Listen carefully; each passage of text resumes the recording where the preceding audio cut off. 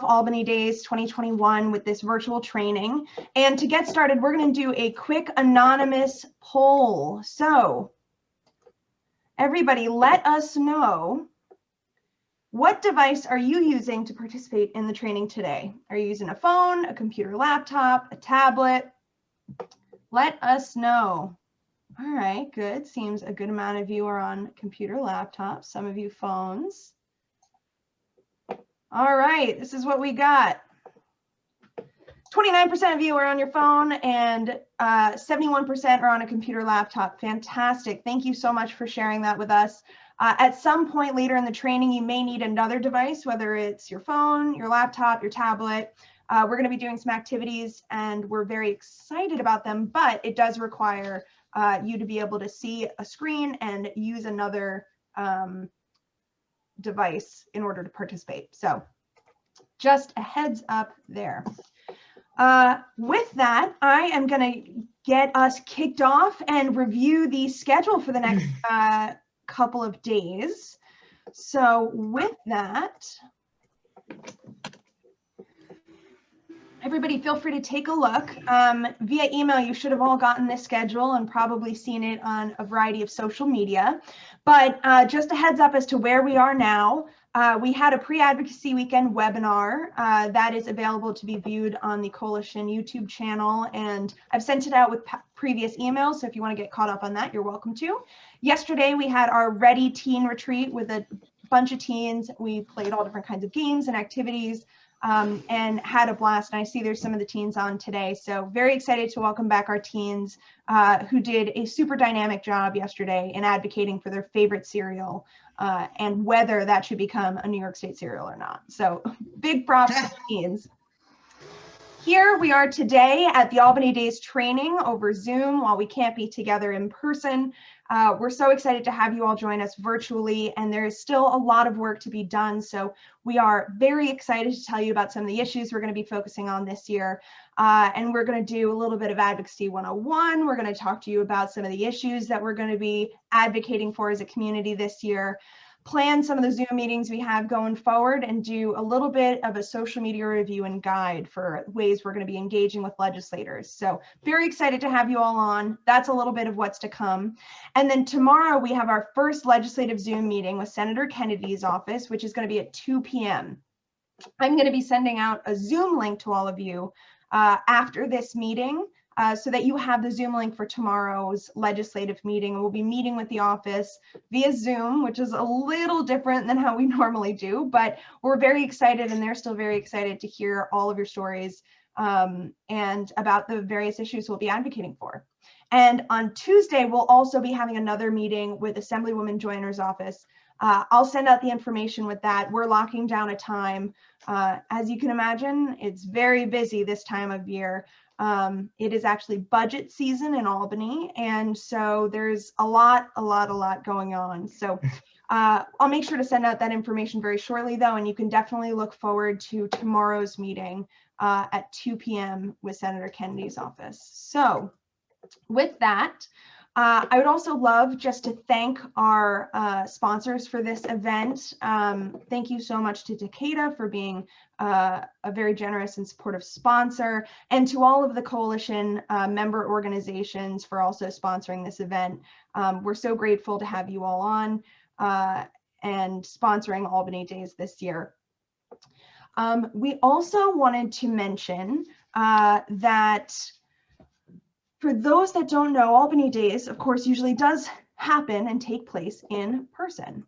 So I see a good amount of you on here. I think a bunch of you have been to Albany Days before, but just a little bit about Albany Days for those that don't know. Usually we have everyone come up from all across New York State and come up and participate in Albany every year in March.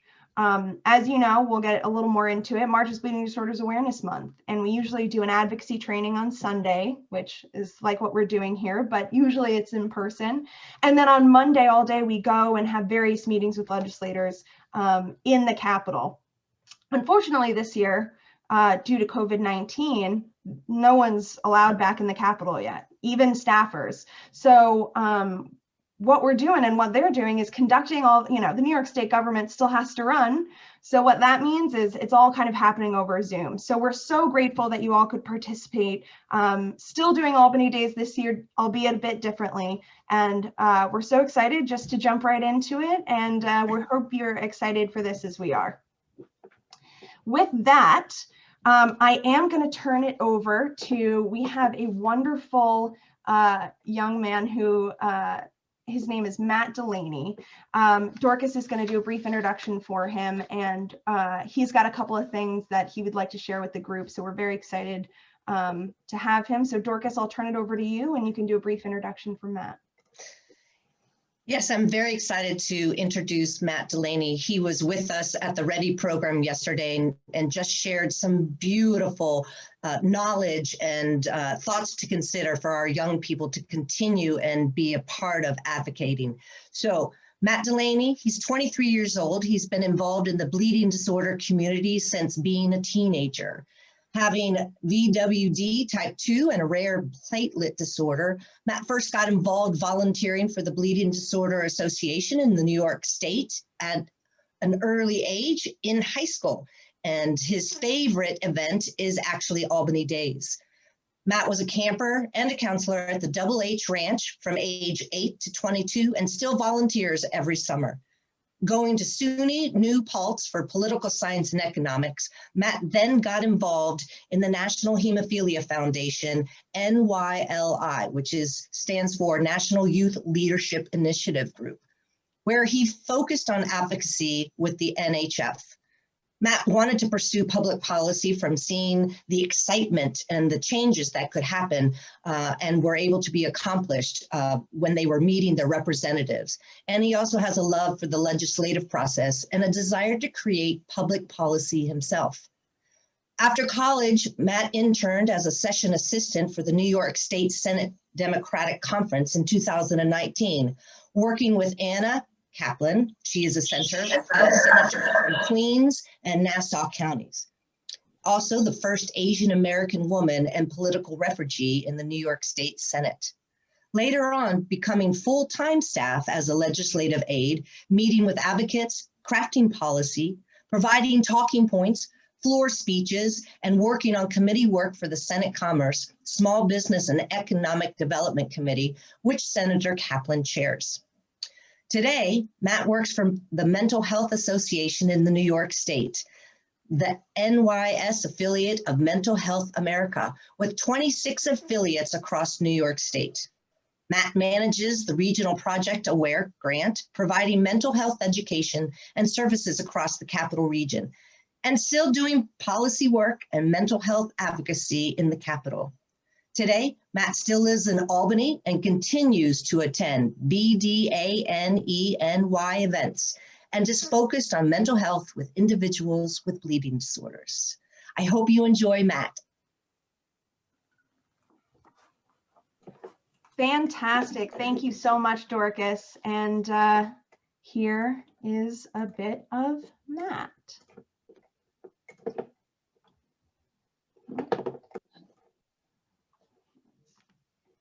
Hello, everyone. My name is Matthew Delaney. I am a community member. I have von Willebrand's disease type 2 and a rare platelet disorder called Glanzmann's thromboasthenia. Long and confusing name, so it's more commonly known as Glanzmann's disease. Just a quick overview of my involvement in the community.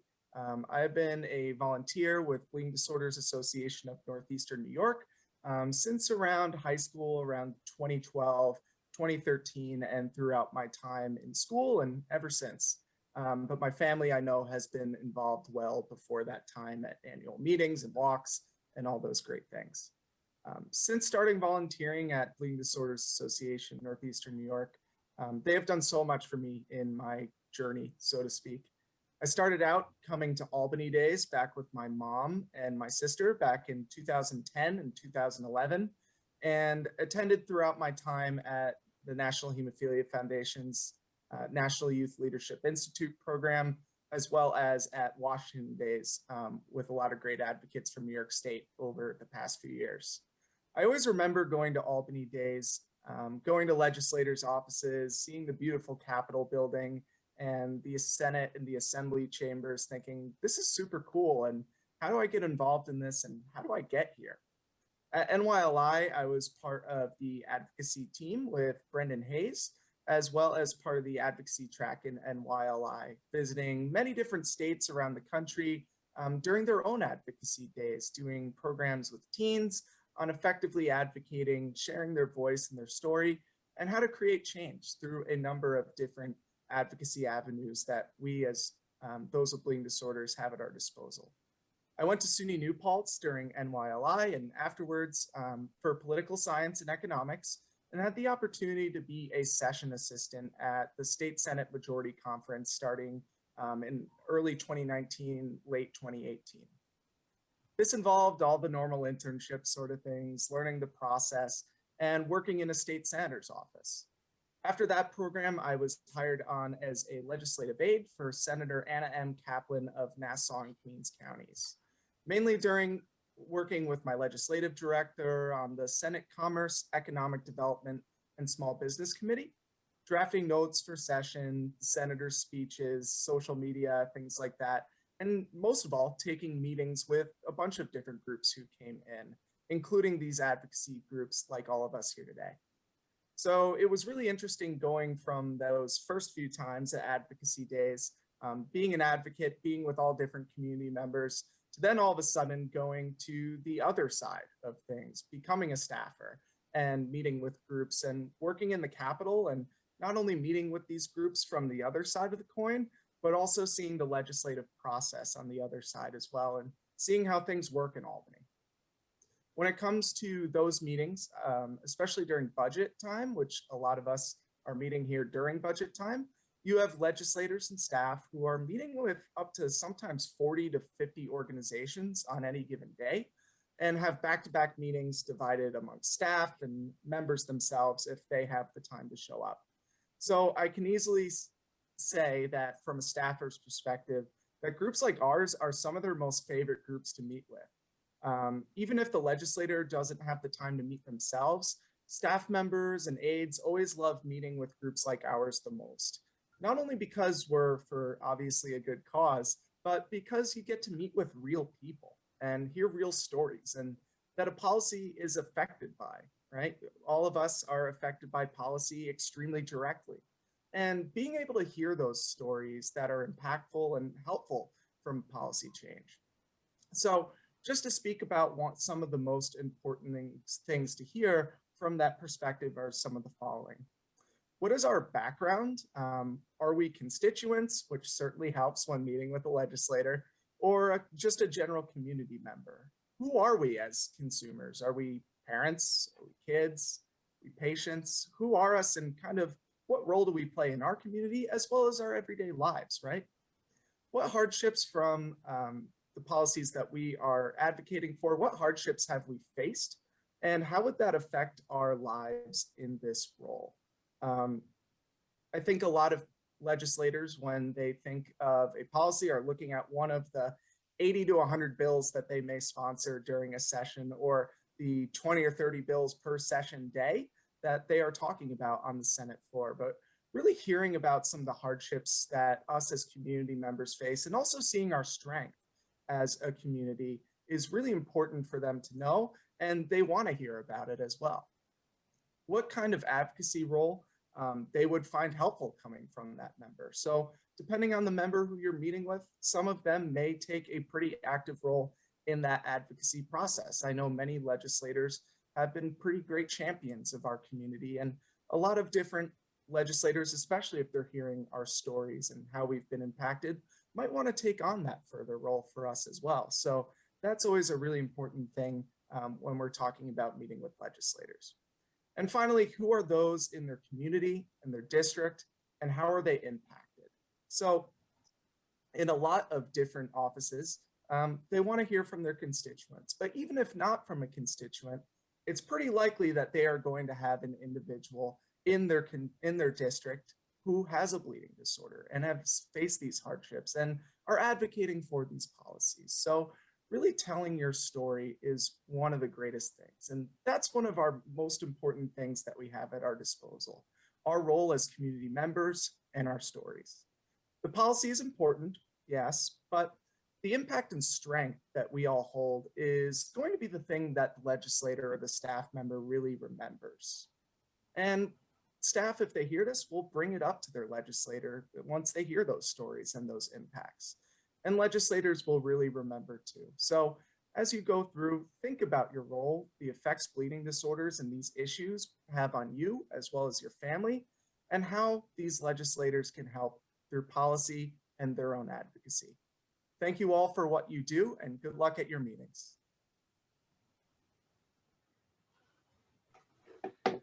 Well, thank you so much to Matt for that. He is, as he mentioned, one of us. He's a member of the community. He's been an advocate here at Albany Days for many years, and he still goes to events with the Albany chapter. So pretty amazing. So great to hear from him. And with that, we are going to transition into a little bit more about the issues. So I do want to raise folks' awareness very quickly about the participant packet. So via email this morning, hopefully everyone got their participant packet. I do want to let folks know very briefly about a little bit more about the participant packet and kind of walk you through very quickly. So the number one thing, as you can see on the first page, is we have several calls to action this Virtual Albany Days. So we've got 4 main things that you can do. The first is attend and advocate in virtual legislative meetings. And we're about to talk about the issues that we're going to be advocating for in those meetings next.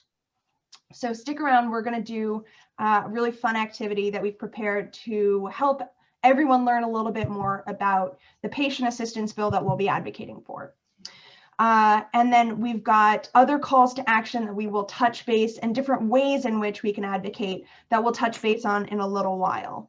All information that we're talking about today can also be found in the meeting talking points and in the participant packet. But of course, as always, if anybody has any questions, feel free to email me, lindsay.cox@nyhemophilia.org. With that, I'm going to turn it over to Miss Jessica Graham, who's going to lead us through a really fun activity where we're going to learn a little bit more about the patient assistance bill we're advocating for. So if you don't have a device on hand now, aside from your computer or phone, make sure you grab it.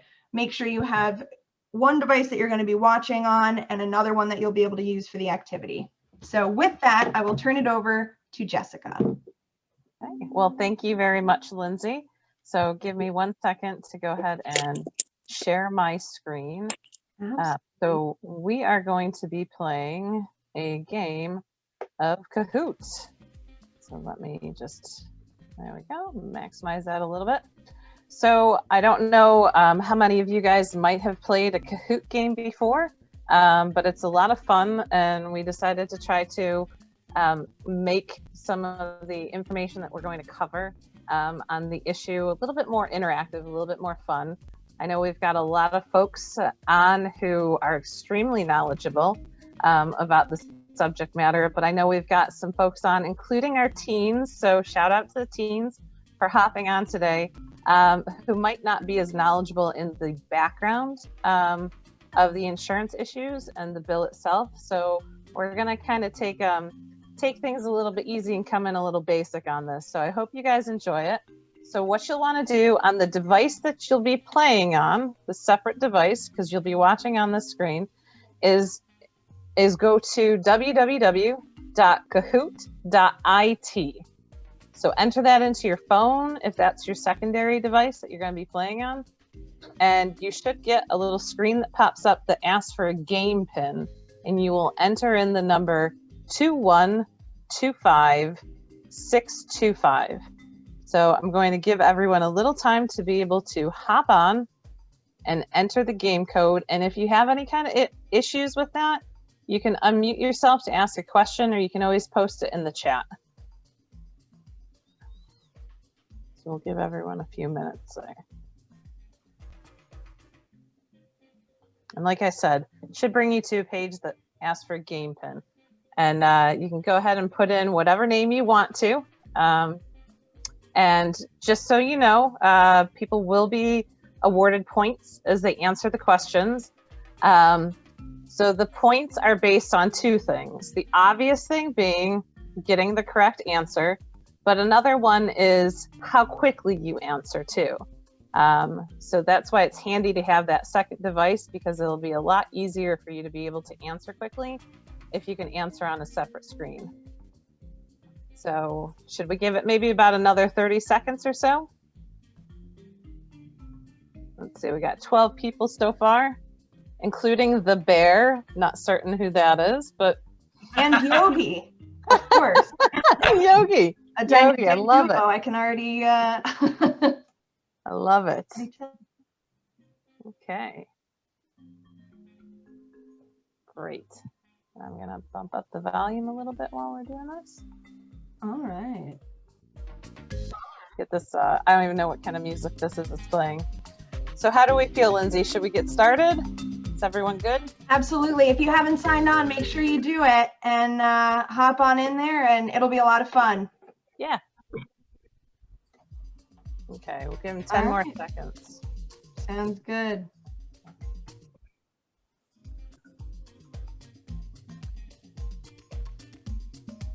Okay. Oh, we got one that just popped in there. Okay, we're going to go ahead and get started. So I'm going to key this off. So like I said, your score is based on selecting the right answer, but also on how quickly you answer too. But just be careful, make sure to read those the answers carefully before you click on it. So let's go ahead and get started. Okay.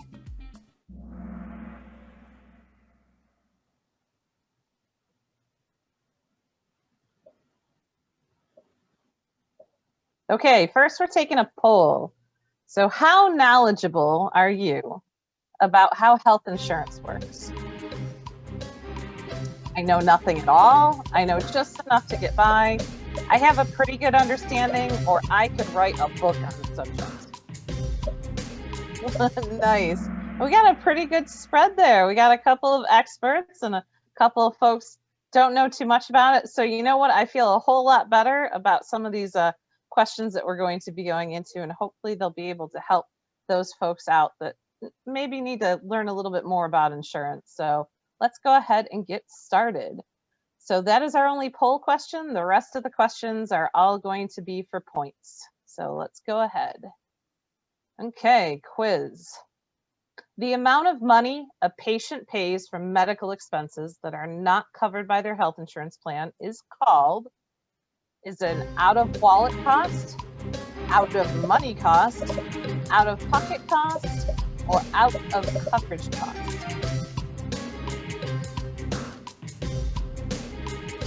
Very, very nice. Look at that. So the correct answer is out-of-pocket cost. Very, very good. We got almost everybody answered it correctly. So we're going to go ahead and see where we're at. Okay, Michael's in first, followed by Tom and then Zach. Very, very nice. So you're going to be able to see the scoreboard after every question. So now we move on to the next one.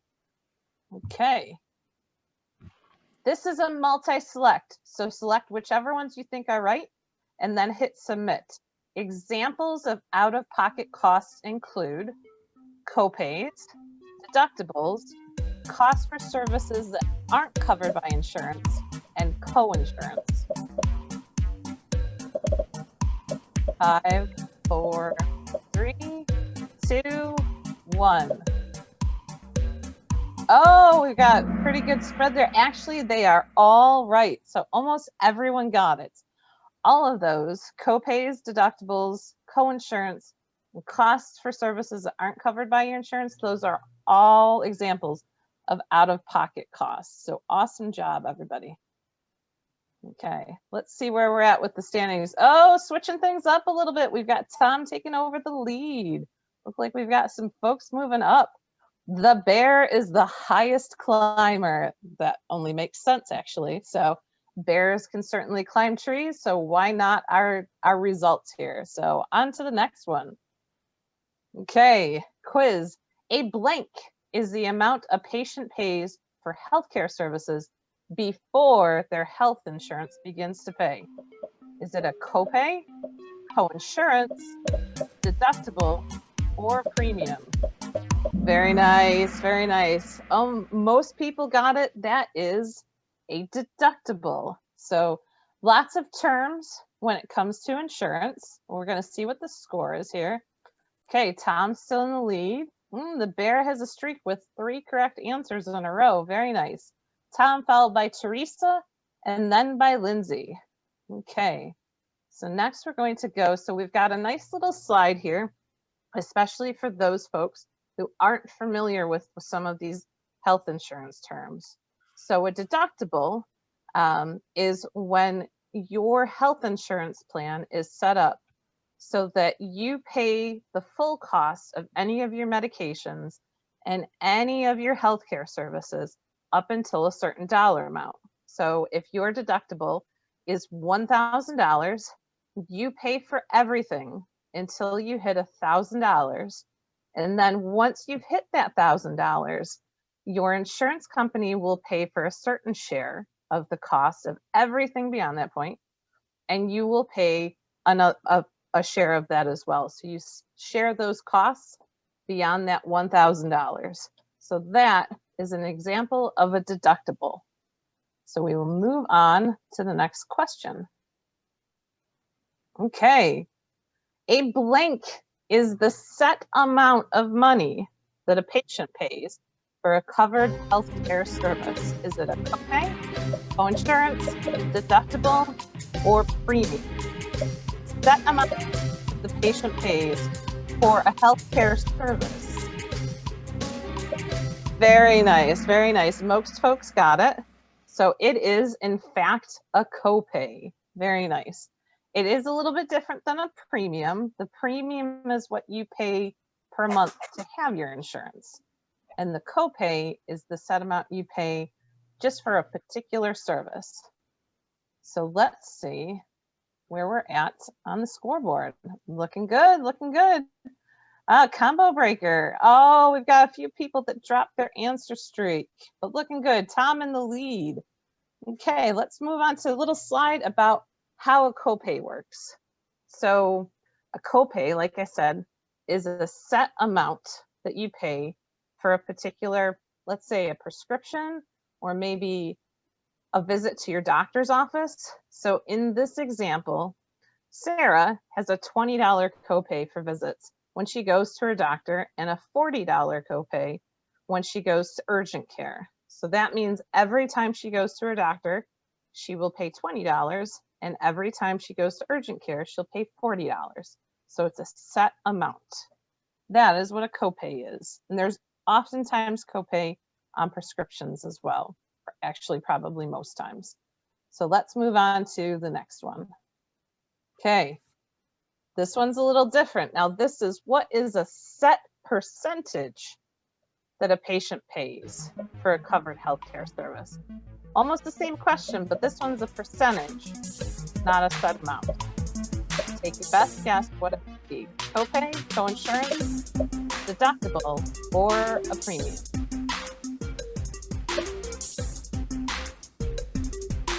Very nice. Almost everybody got it. So good job, everybody. When it's a percentage that the patient pays, that is not a copay, but a coinsurance. So let's see where we are at with the rankings. Okay, we've got a few people changing positions there. Tom in the lead, followed by Lindsay, and then by Zach. And in fourth, we've got here. So I don't know where here is, but I don't think it's here. So we've got just a little definition of what coinsurance is. I know I'm throwing a lot of terms out at the folks that aren't real familiar with insurance, but that's okay. If you ever want more information on this sort of stuff, the coalition and Lindsay are always here to be able to help you out with that information. And there's a lot of good resources online. So a coinsurance is much like a copay, but instead of being a set amount, it's a percentage. So if Tony goes into his doctor's office and he has coinsurance instead of a copay, he's going to pay a certain percentage of how much his insurance gets charged for his doctor's appointment. So that is coinsurance. Very nice. Okay, on to the next one. For healthcare plans this year, the out-of-pocket maximum for an individual is $8,550. How much for a family?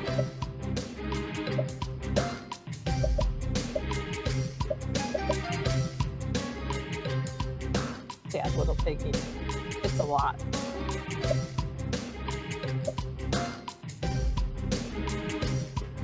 Oh, we're pretty evenly split in the answers, but the correct answer is $17,100 is the maximum out-of-pocket that a family would have to pay for covered healthcare expenses.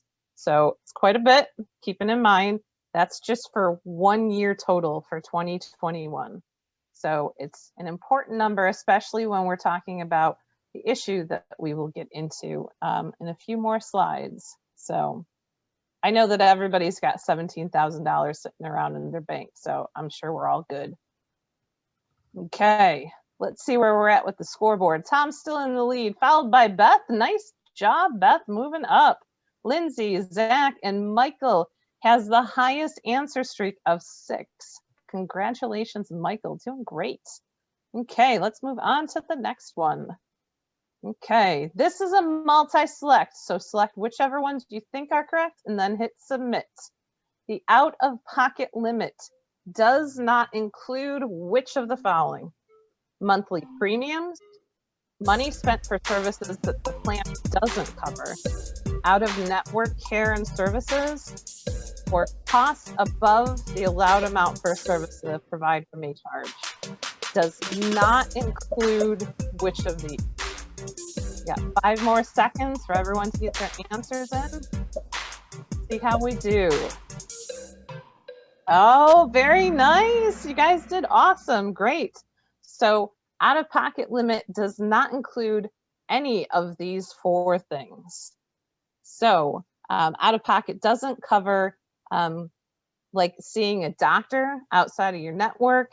It also doesn't cover how much you pay per month just to have your insurance. So important things to know, especially when you're maybe seeing a new doctor or getting a new prescription. So nice job, everybody. Let's move on to the next one.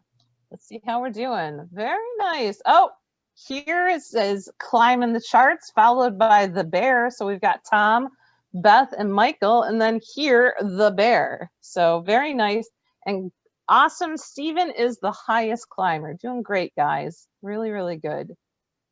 Okay. So this is a true false. Insurance companies have increasingly shifted the cost of care by increasing deductibles, copays, and coinsurance, or essentially the stuff that the patient has to pay. So do you think that they've been bumping them up or that they haven't? Select true or false. 2 seconds. Oh, nice. Nice. Very good job, guys. So that is in fact true. And I'm pretty certain that's probably been the case for a very long time, that the insurance companies have been shifting the cost of some things off onto the patient, which can be a challenge, especially for folks in the bleeding disorders community who have high healthcare costs. So good job, guys. That is actually, unfortunately, in fact, the case. So we'll move on to, let's see where we're at in the scoreboard. Beth has an answer streak of 3. Nice job. So Tom, Beth, Michael, followed by here, and Lori climbing into 5th place. Very, very nice. Okay, on to the next one. Another true or false. Some pharma companies and third-party organizations offer assistance with out-of-pocket medical costs to eligible patients. Do you think that's true or false, that they can offer assistance for those costs?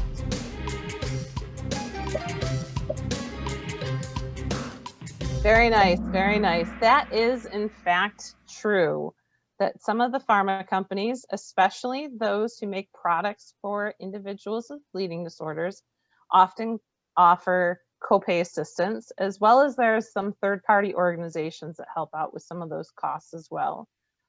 In fact, if you use a clotting factor and you're not signed up for copay assistance with your manufacturer, definitely look into it, because I'm almost positive that all of them offer some kind of assistance for copay and out-of-pocket costs. So big plug for that, because it's super important.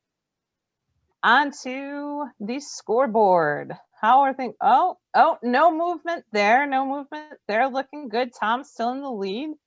Tom is leading strong. Is anyone going to be able to catch up to him? I don't know. But we've got Regina / Luca back in the game. Very, very nice. Okay. On to the next question. True or false? Many insurance companies have created programs preventing patient assistance, like from those pharma companies or third-party companies, from counting towards your out-of-pocket costs. Do you think that's true, or do you think that's false? Very nice, very nice. It is, in fact, true that many of the insurance companies, probably more than you even realize, have created programs to prevent that patient assistance from counting towards the out-of-pocket costs. And that is the main reason why we're here today, to learn a little bit more about this and advocate on behalf of folks with bleeding disorders across New York State.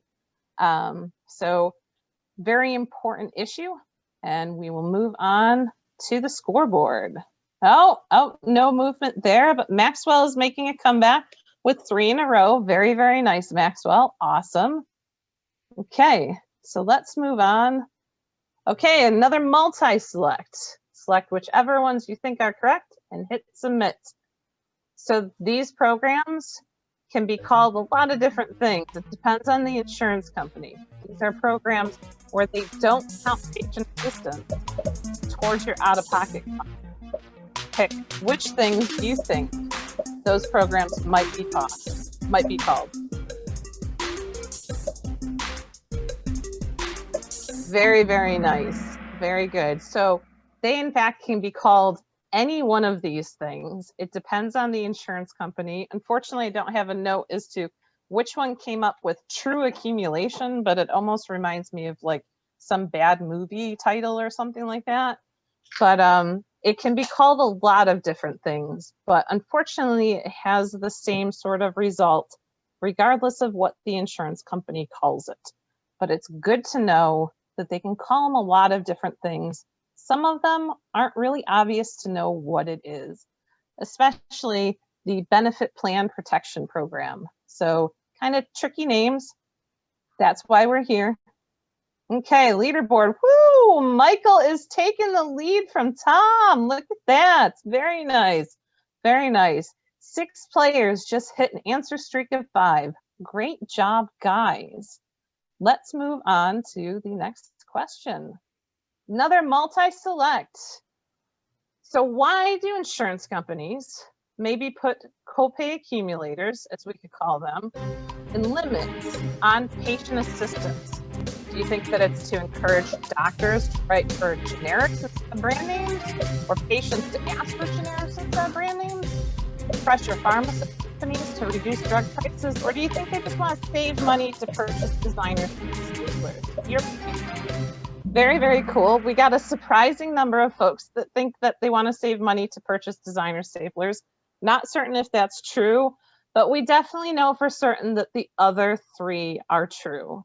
So oftentimes insurance companies will start to use these sort of programs, oftentimes called copay accumulator programs, to encourage patients to use generics instead of a brand name medication, or for doctors to write for them.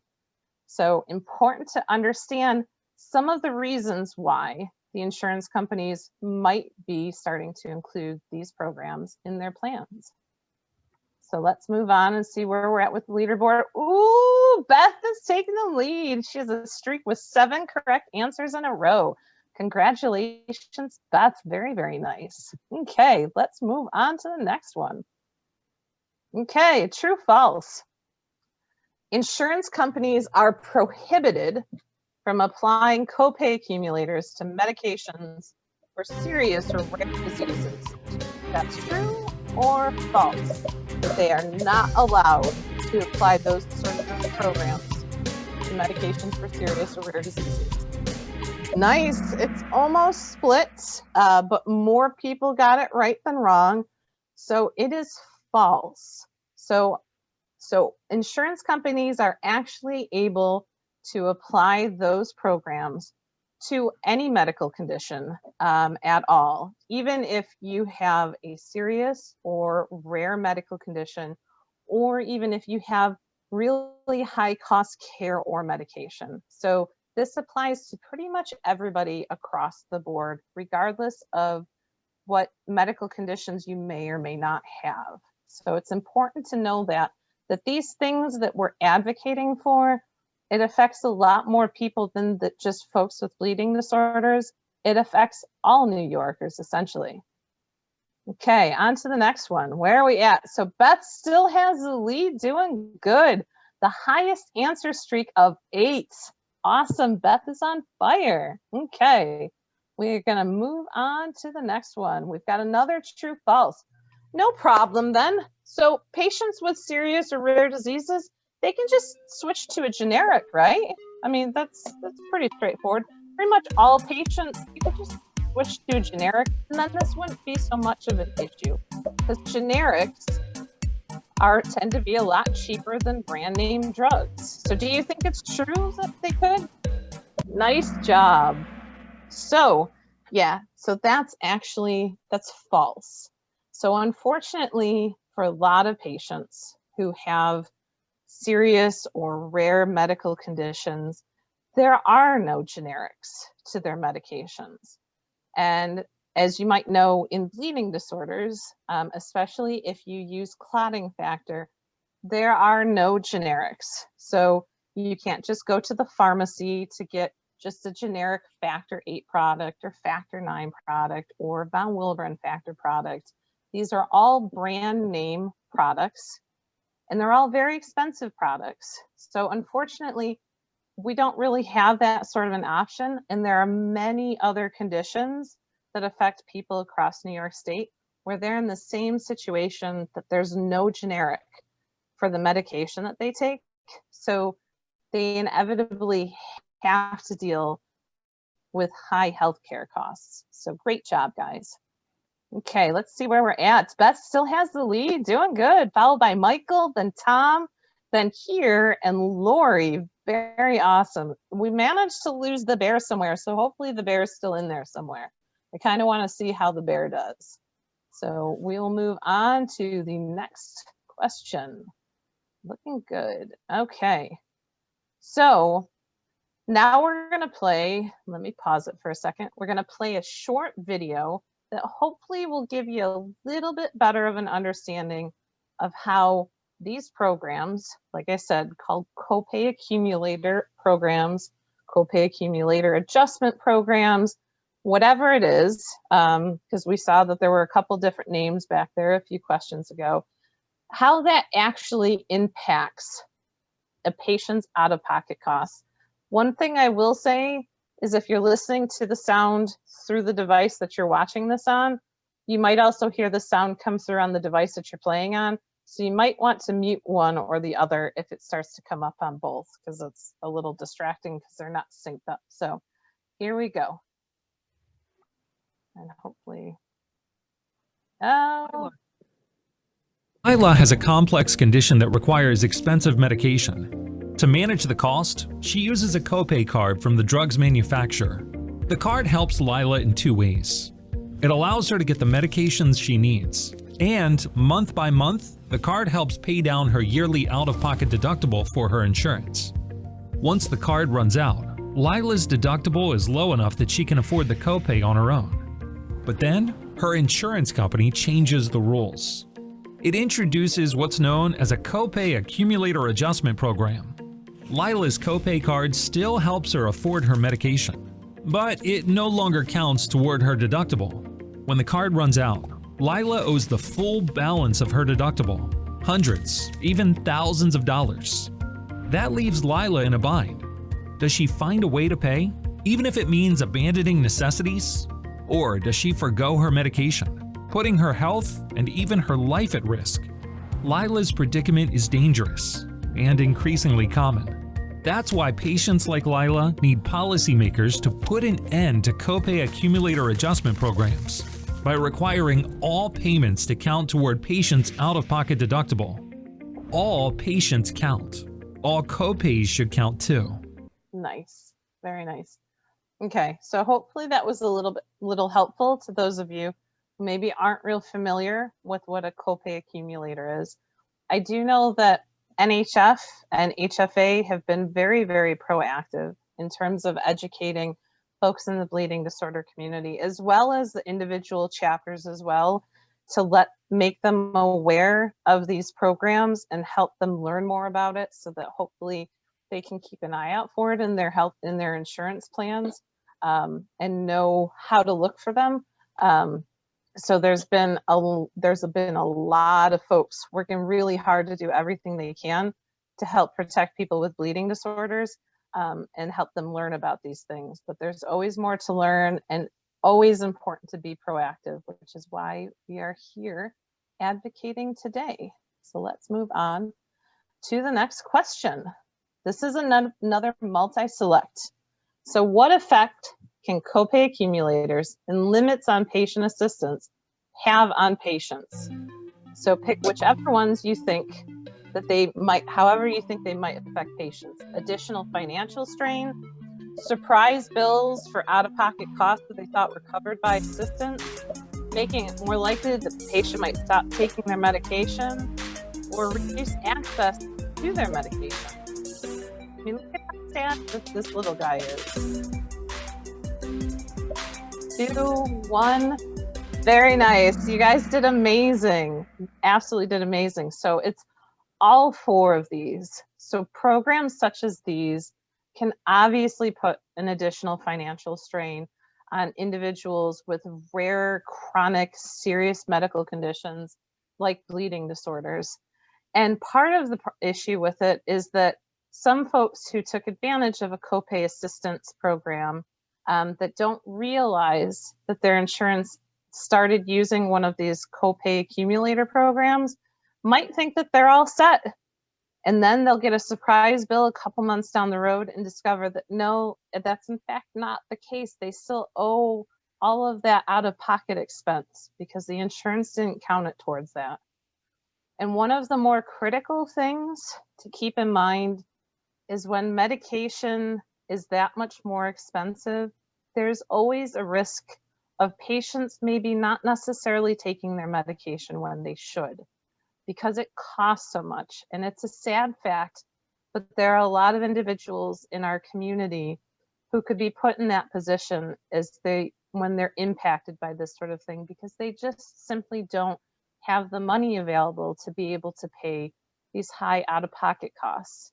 And when things like that happen, if there's a financial barrier, if somebody can't afford their medication, that really reduces their access to being able to have that life-saving medication. And we all know how important it is for people with bleeding disorders to be able to infuse when they need to, when they have a bleed, or to prevent those bleeds, to keep them safe and healthy. So great job, everybody. I'll move on to the next one. Let's see where we're at. Ooh, Michael taking back the lead. Very strong showing. Regina/Luca is making a comeback with 3 in a row. Great job, guys. Okay, on to the next one. Another true false. Well, it's super easy to find out if an insurance plan includes a copay accumulator program, right? Barely an inconvenience. Do you think that's true, or do you think that's false? Pick whatever you think is best, and it's best guess if you have to. Super easy, barely an inconvenience. Nice job, guys. So that is, in fact, false. So it can be very, very tricky to be able to find out whether your insurance plan has started or currently, well, you would probably find out pretty soon if it is currently using one of these programs. But let's say you got to change insurance and you're looking at new insurance. So insurance companies can call these programs a lot of different things. Some of the names can seem pretty misleading and can be kind of confusing, you could look at and really have no idea that that's exactly what it is. And on top of that, if you try to call your the health insurance company to find out whether or not one you might be looking at might have this as part of their plan, it can be really hard to get those answers. There's probably a lot of folks that are on Zoom today with us who have had to call their health insurance company about issues or with questions that understand that it can be really difficult to get a proper, correct answer from an insurance company, depending on who you're talking to and what you're asking or what you're telling them. So it can be extremely difficult to be able to find out if an insurance plan actually has one of these in place. So great job, guys. Let's see where we're at with the standings. Oh, no movement there, but the Bear is back in the game. Awesome. Great to see that. 3 in a row. Doing a great job, guys. Let's move on to our next one. True or false? So states cannot ban copay accumulator programs on marketplace insurance plans. Do you think that's true or false? And there might be a few folks that don't know what I mean by marketplace insurance plan. But do you think that states can or cannot ban them? Okay, we've got kind of a split here, but it's actually false. So states can in fact ban copay. They can in fact ban copay accumulator programs in marketplace insurance plans. And there's actually several states across the country that have in fact done that. And I will be showing a little map shortly so that you can kind of see which states that is. But when I say a marketplace plan, what that means is folks that have to go out and purchase their own health insurance off of what we call the marketplace. They don't have insurance through their employer.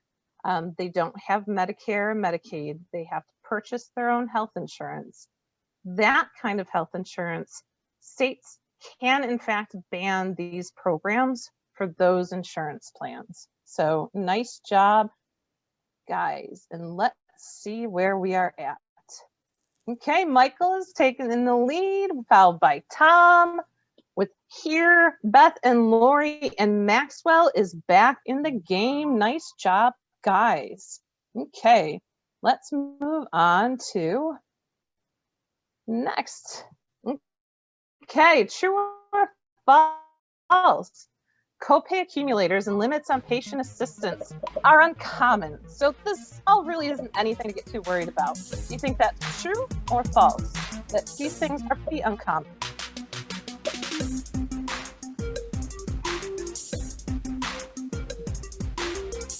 Okay. Awesome job. Awesome job. So you are totally right. They are not uncommon. They are actually significantly more common than I had even realized. So we will be showing, I think it's the next slide, so you can kind of get a sense, but let's hit up that leaderboard. Tom has a streak with 6 correct answers in a row. Doing awesome, guys. Okay, let's see. We'll move on to the next. So it might be a little bit hard to see depending on the device that you're looking at, but this here is an illustration from the AIDS Institute actually about copay accumulator plans. And what you really need to know, or copay accumulator programs, is the states that are in green. Those are the states that have prohibited or banned copay accumulator programs in marketplace insurance plans. Now take a good look at the picture and see all of the states that are in that dark red.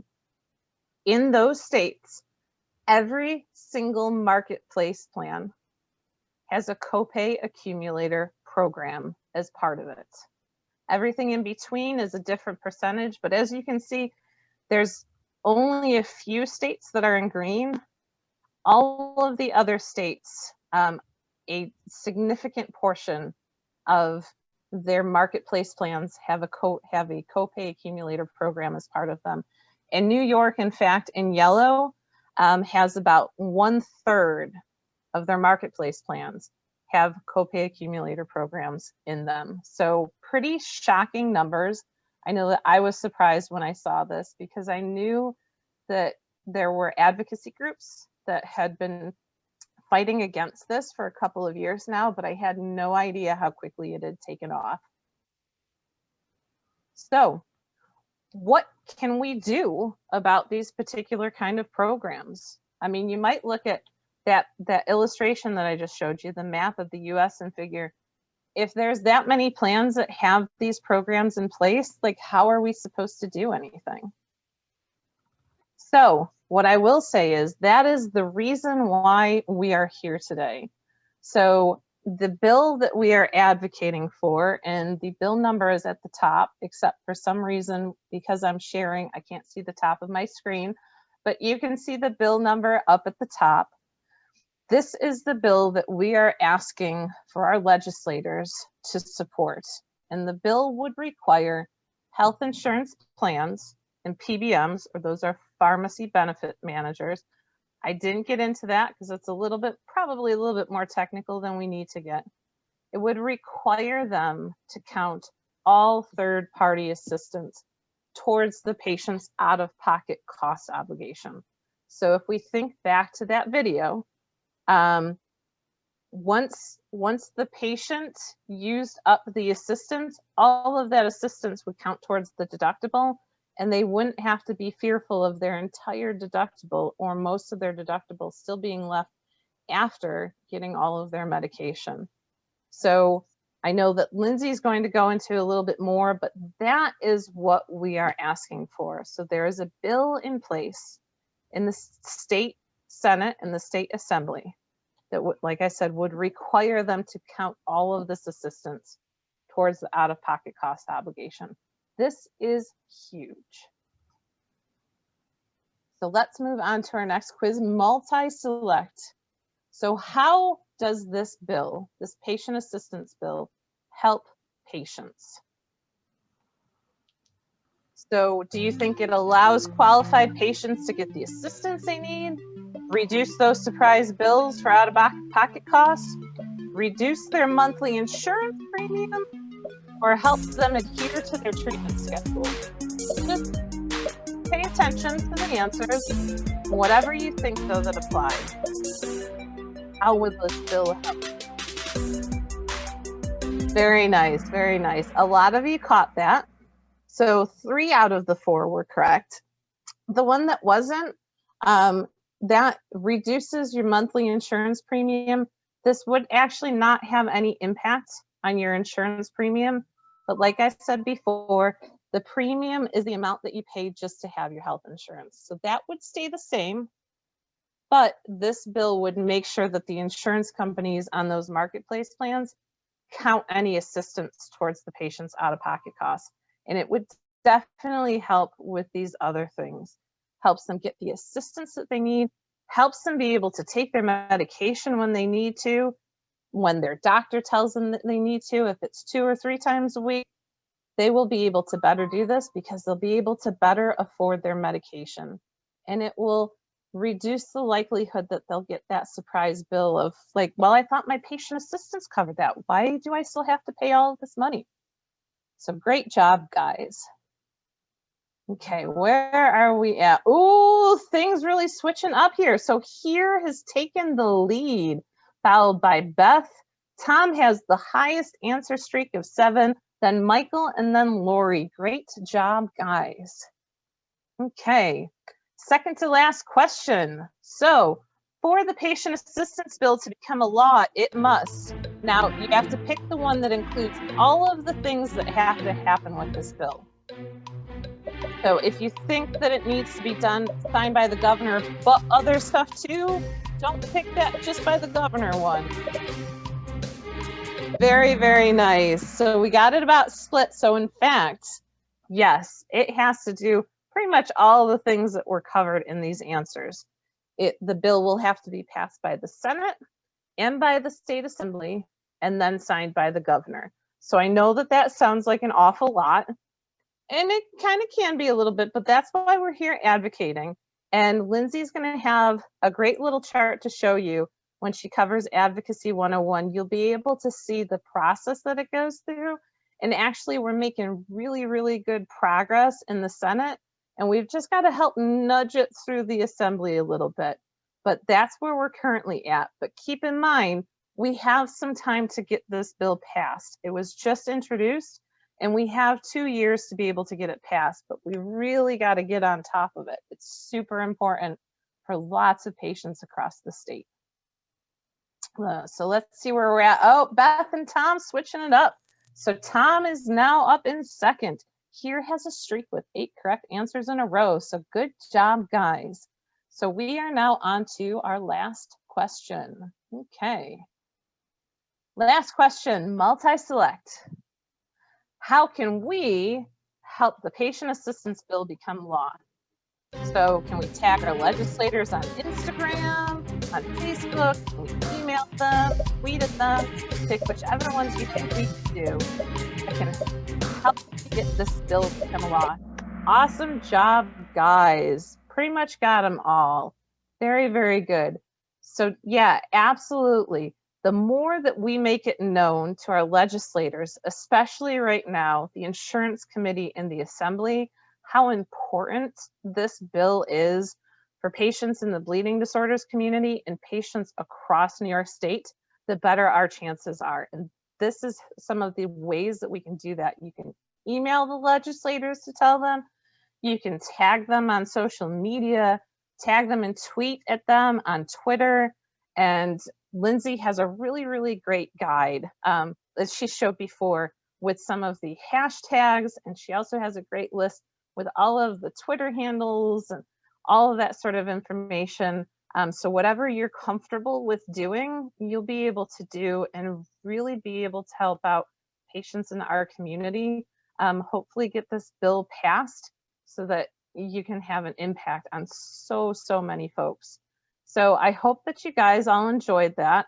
I thought it might be fun to have something a little bit interactive to be able to teach kind of the basics of insurance, but to lay the groundwork so that you could understand the importance of what we're up against, the implications that it has on our community, but really the power that we have in our hands to be able to advocate and get out there, get on social media and email our legislators so we can make a difference for so many people in such a major way. So without further ado, I will hand it over to Lindsay so that you don't have to hear me yammer on anymore.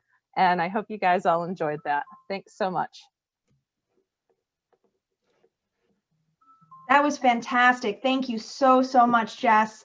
And great job, everybody. I mean, some of those questions were not easy, but I was so excited. Hold on a second. Oh. Hold on.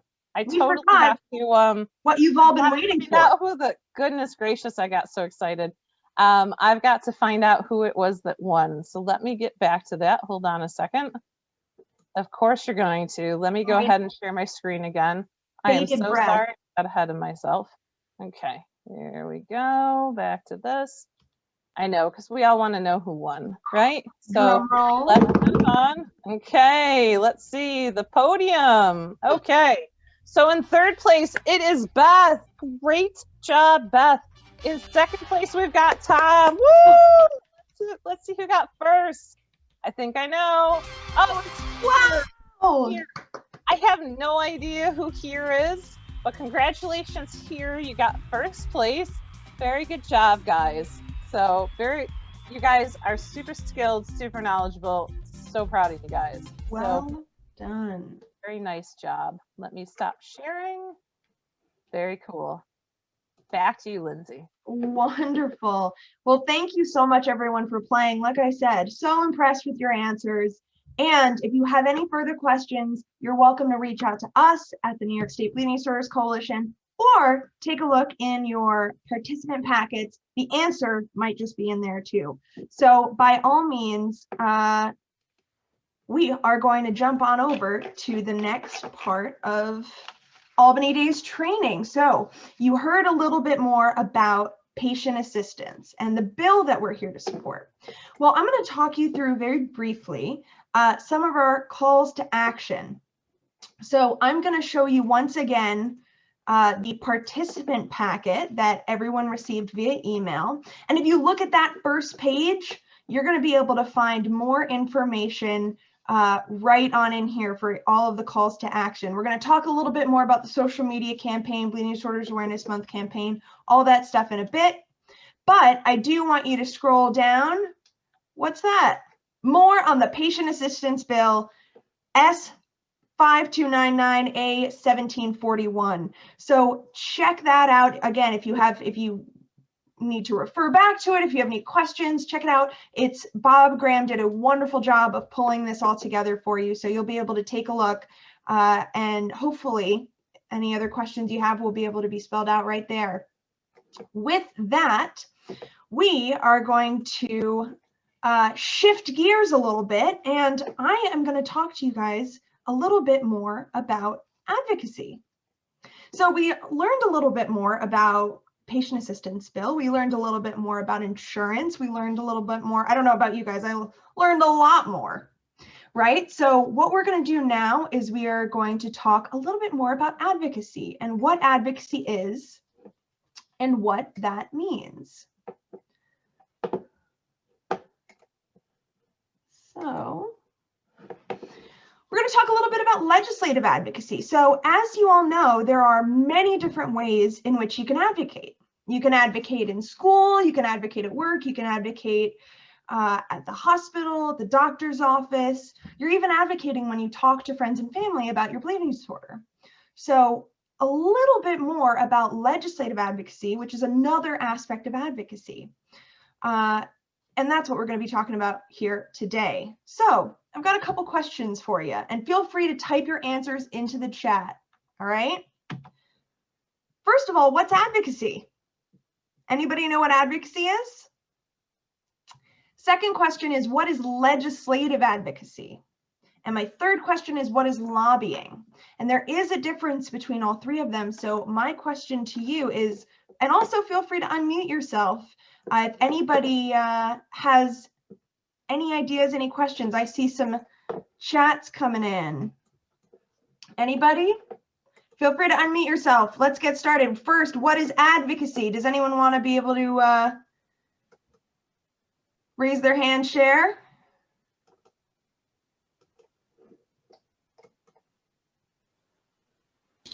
Advocacy. This is Jerry from New York, the Bronx, New York. Advocacy, the ability to speak up for someone who cannot speak up for themselves.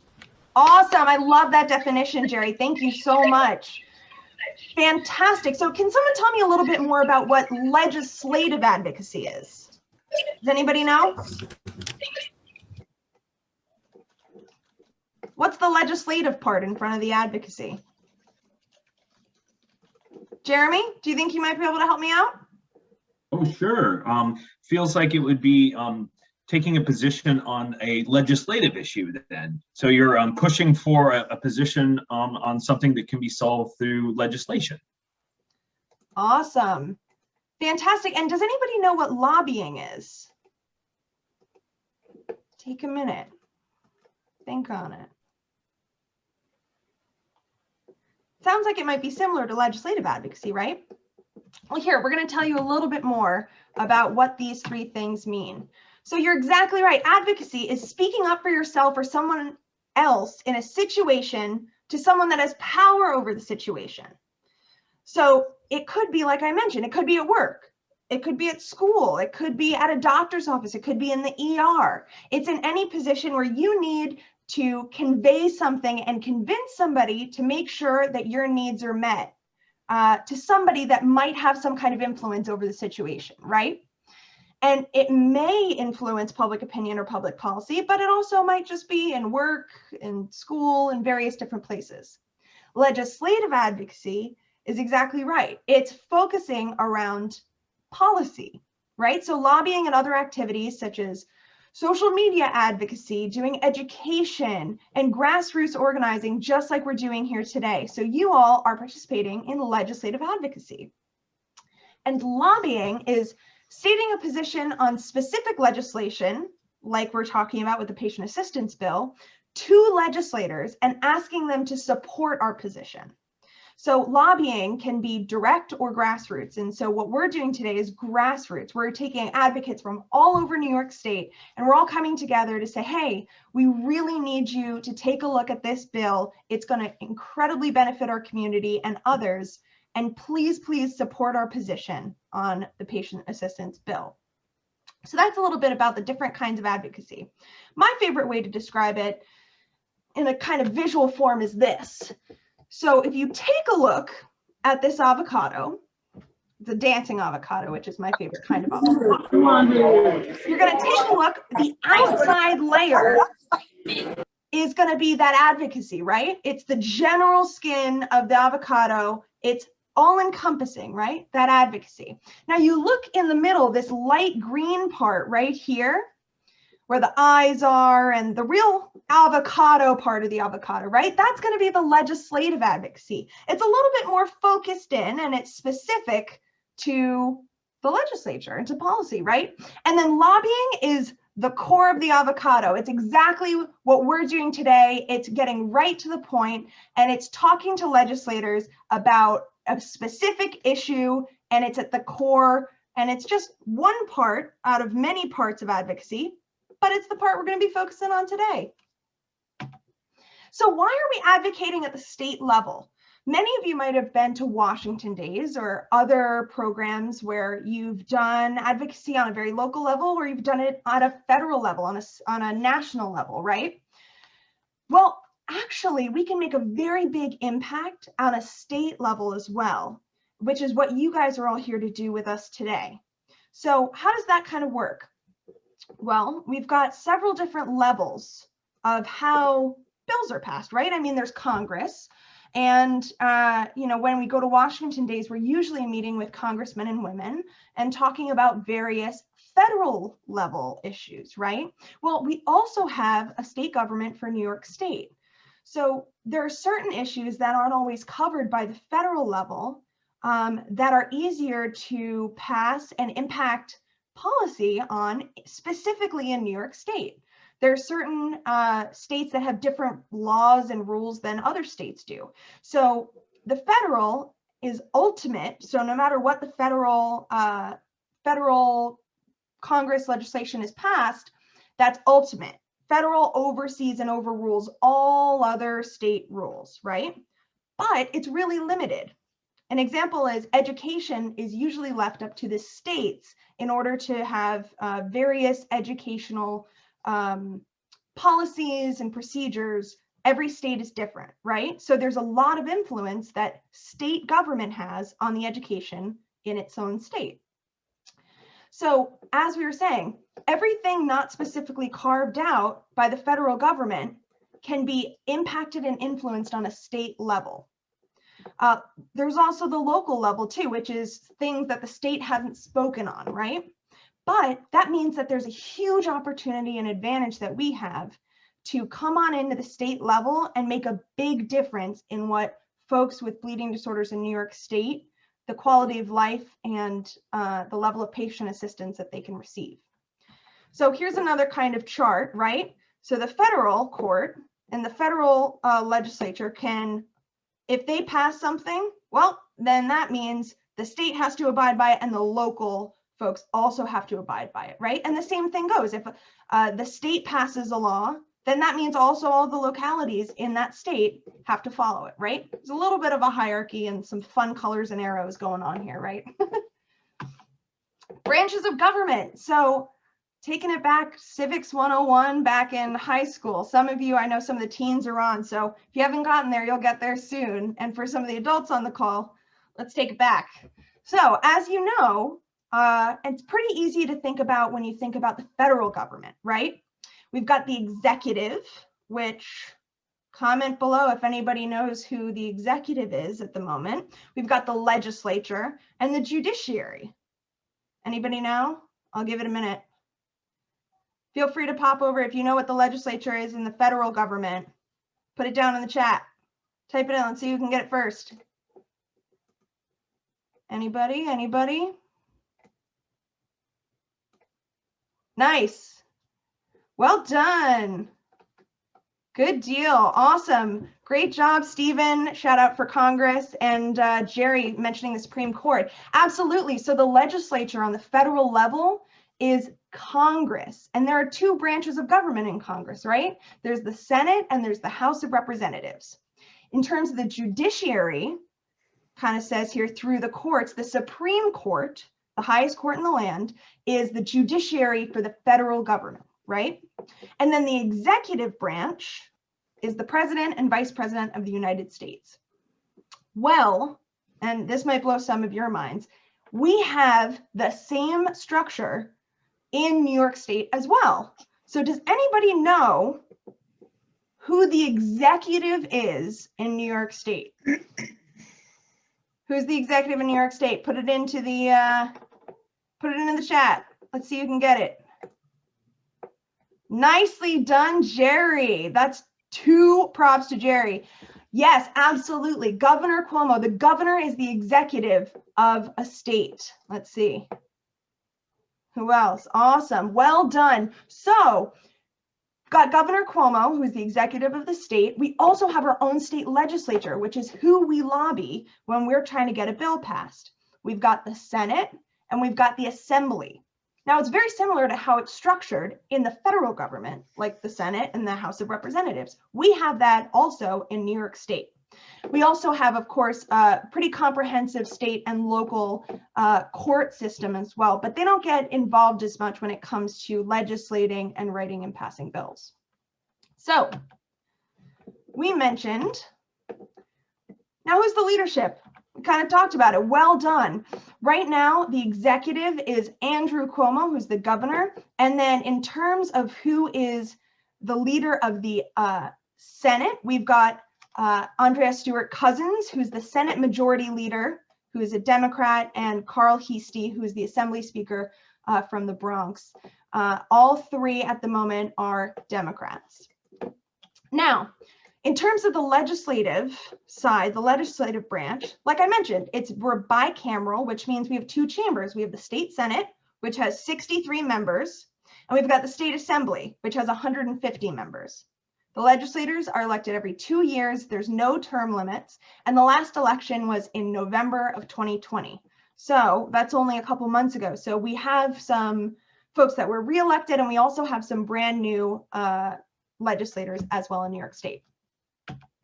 So about the session, here's what's interesting. New York State has a session for 6 months out of the year, and every state is kind of different, right? So what session means is when legislators are in office and are conducting meetings and legislative business, as it's called.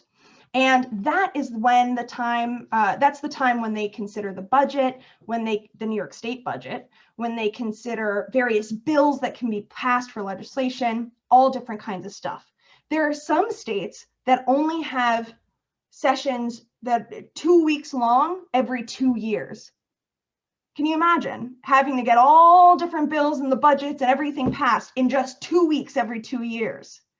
We in New York State are lucky. We've got 6 months every year from January to June that it's carved out where the legislative session, where the legislature is in session, right? Now, the blue days are usually the days that are all business days, or are the legislature either has committee meetings or having official scheduled meetings with groups like ours, et cetera, et cetera. Now you can see there's a lot of dates booked out through March. March is a particularly busy month, which also is pretty exciting for us because March is Bleeding Disorders Awareness Month. So as you can tell, they're pretty available in March, and we're really excited to get in there and have some great meetings with the legislature. So usually, as we said, these blue dates represent when they're in office, in Albany legislating. Usually time's in pretty high demand and in low supply. So as you notice, Monday, Tuesday, Wednesday, they might be in office. They'll jump back and forth between their constituency and their residents in their constituency, which might be, for example, someone from Long Island, from the East End of Long Island, they have an office out there too. So they might be in their district office Thursday through Sunday, but that means Sunday they're driving all the way back up to Albany for Monday, Tuesday, and Wednesday session. Now, usually this is how it works when we're in person, right? But things are a little bit different this year because everything is virtual. So we're not having as, time is a little bit more in supply this year because they're not having to drive back and forth because the Capitol is pretty closed down. So while it's a little bit unique and we're not able to walk the beautiful halls of the New York State Capitol this year, we are able to have a little bit more time with legislators, which is very exciting. So we talked a little bit about it before. We were talking about how bills get passed, right?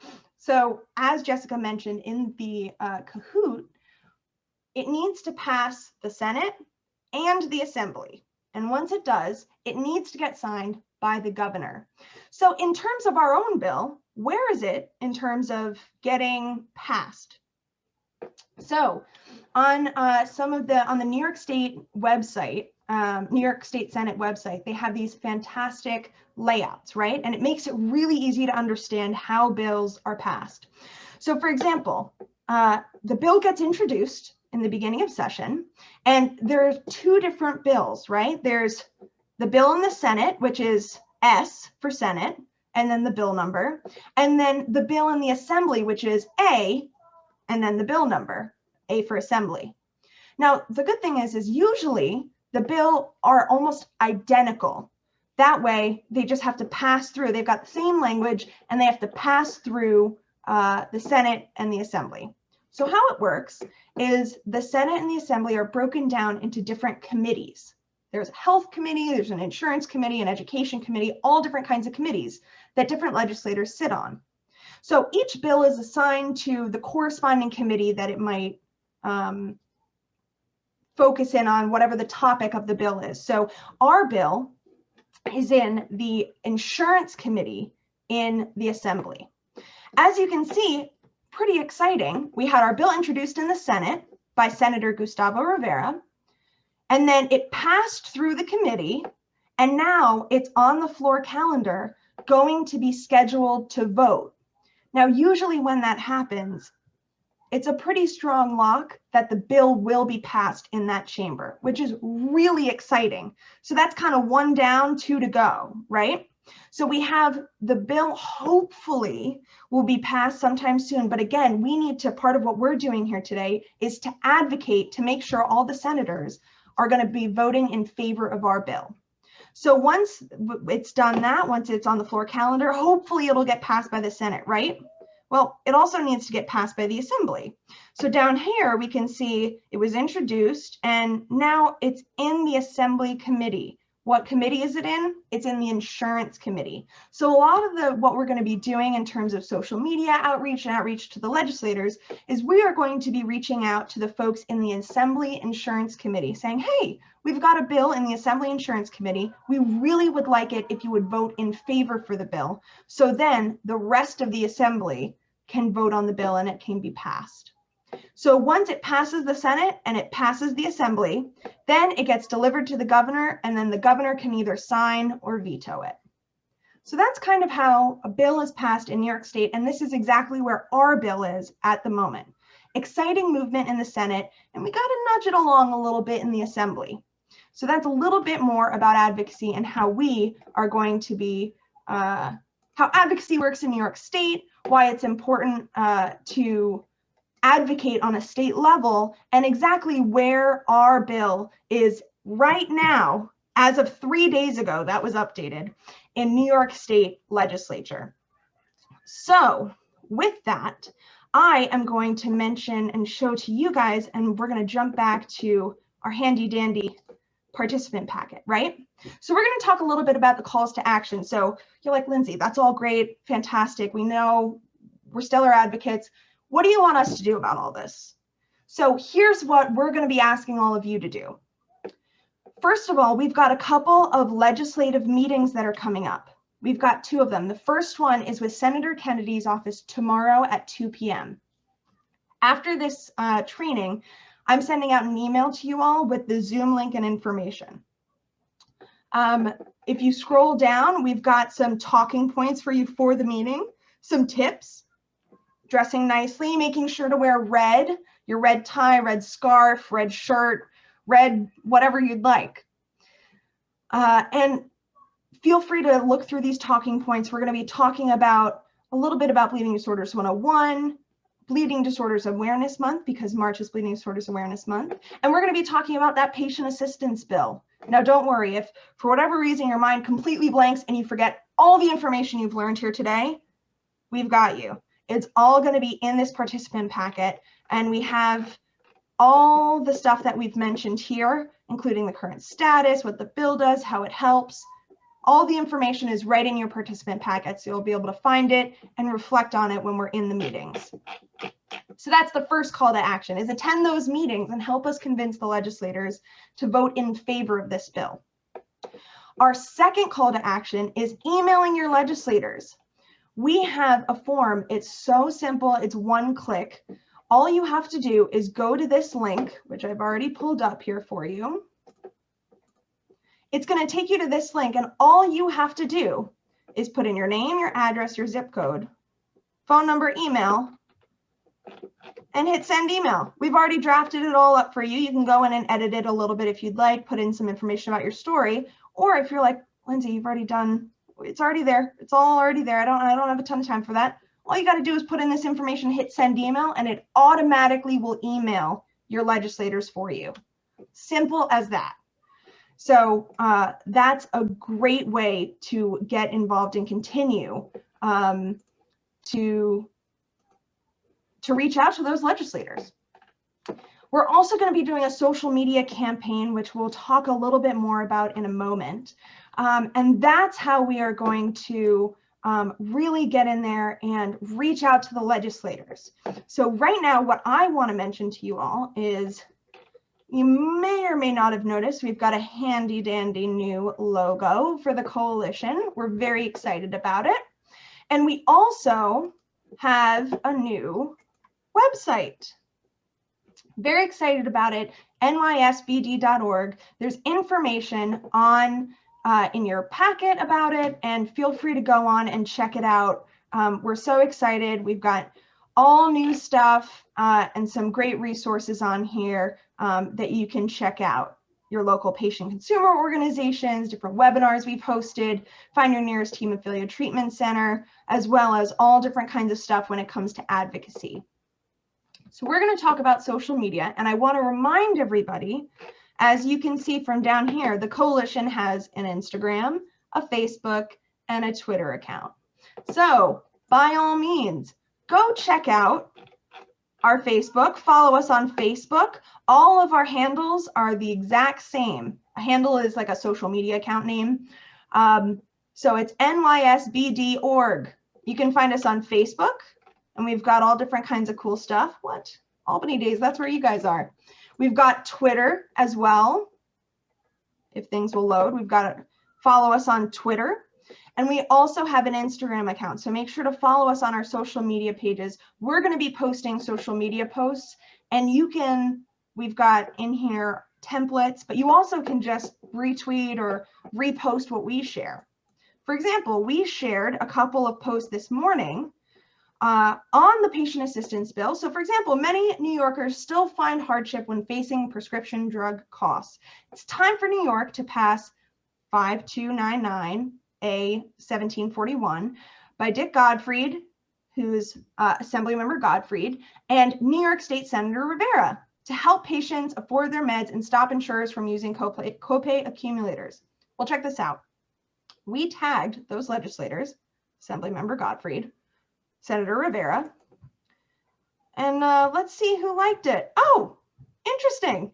We got likes from Assemblymember Gottfried and Senator Rivera. Now, legislators are very engaged with social media, whether it's on Facebook, on Twitter, on Instagram, you name it.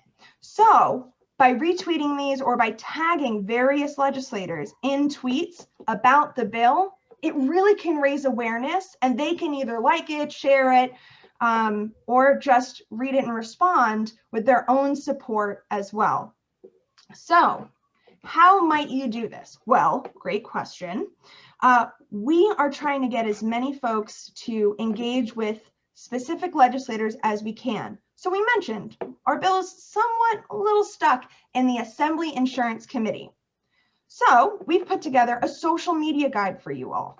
You can easily copy and paste these tweets or posts and either put a legislator in there or retweet some of our stuff. So we've got a whole guide here on Twitter, Instagram, some tips and tricks, all different kinds of stuff. So like I mentioned, we're focusing on the Assembly Insurance Committee for social media. Well, who are those who's on the Assembly Insurance Committee? What are their handles? That sounds like a lot of work. Hang on a second. Oh, check that out.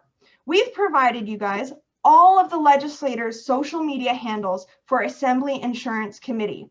So, for example, if you want to make a post and tag Assemblymember Cahill, here's where you can find them on Facebook, here's where you can find them on Twitter and on Instagram. So feel free to go down the list. You can tag multiple Assembly members in the comments of your posts. You can tag the first one and the second one are the chair and the ranking member of those committees. So they kind of, they're the leaders of those committees, right? They help figure out the agendas and what bills will be able to, be spoken about on that committee. So if you don't want to do everybody, definitely focus on Assemblymember Cahill and Assemblymember Blankenbush, right? But the more people that you can tag, even in your comments or, posting various tweets or posts with these folks tagged, the more we'll be able to spread the word and the more we'll be able to on social media engage these members. And hopefully that'll also not only bring their attention to the bill, but get the ball rolling a little bit on the Assembly Insurance Committee. So that's very exciting. And like I mentioned, feel free to follow NYSBDC on social media. Here's where you can find us on Facebook. Here's Instagram, Twitter, and we just started a TikTok. So that's exciting with the help of some of the teens. TikTok advocacy is all the rage nowadays. So maybe we'll do a webinar on that going forward. But feel free to follow us for the time being on our social media accounts. We're very excited about our relaunch, and we'll be posting several different tweets, templates, posts over the next several days. So feel free to repost what we share, like, subscribe, all that other stuff. So I'm going to pause for a moment and see if there's any questions before I continue on. Let's see. I see a couple of things happen in the chat.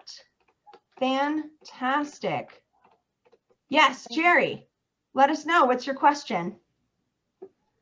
Oh, you're muted. Here, let's unmute you. So Assemblyman Jose Rivera, I just looked him up, and I get him confused with the, I think it was a state senator who retired, Serrano. So I'm looking at his zip code. I just had to go to my other device. So he's not in my zip code, actually. Well, that's A-okay. That's a great question and a great point. So we'll be able to help connect you with your legislator. And like we mentioned, so if you're emailing your legislator,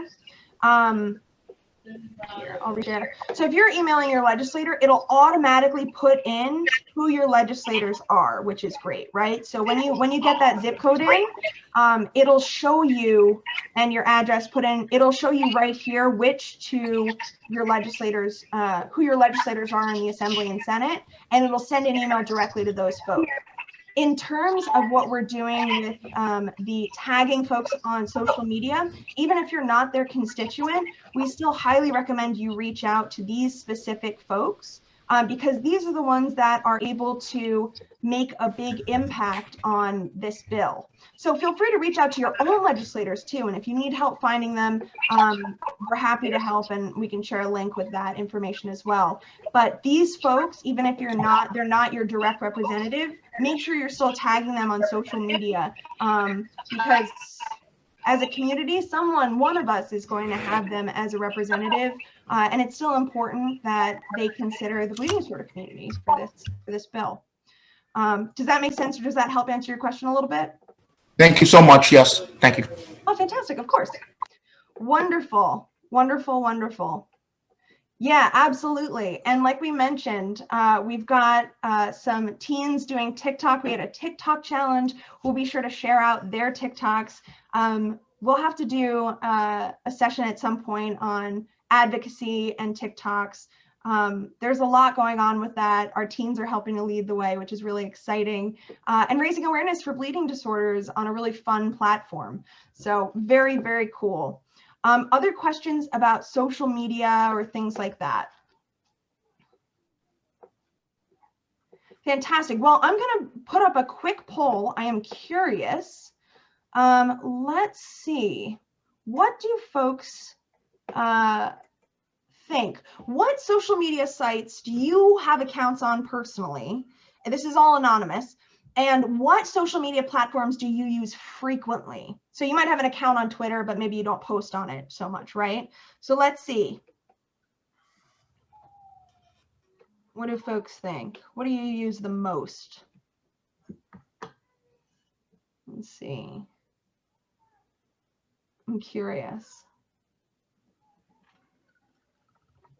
I got almost everybody. Okay, nice. This is interesting. I'll share the results in a minute. Couple more folks. If you haven't voted, feel free to vote. I'll end the polling in a minute. Hey, Lindsay, I want to give a shout out to Will, one of our participants in the Ready program yesterday. He's already done one video on TikTok. So I encourage everyone to follow him and see what he's talking about as he advocates his way through this bill. Very cool. Thanks, Dorcas. Yeah, shout out to Will for sure. Great job, Will. All righty. So I'll share the results with you guys. This is interesting. So it looks like a good amount of folks have Facebook, which is pretty much what I expected. Nice. And Instagram and Facebook tend to be the top two. Good to hear. So we've got different posts and templates, social media templates that you can use to post on these platforms.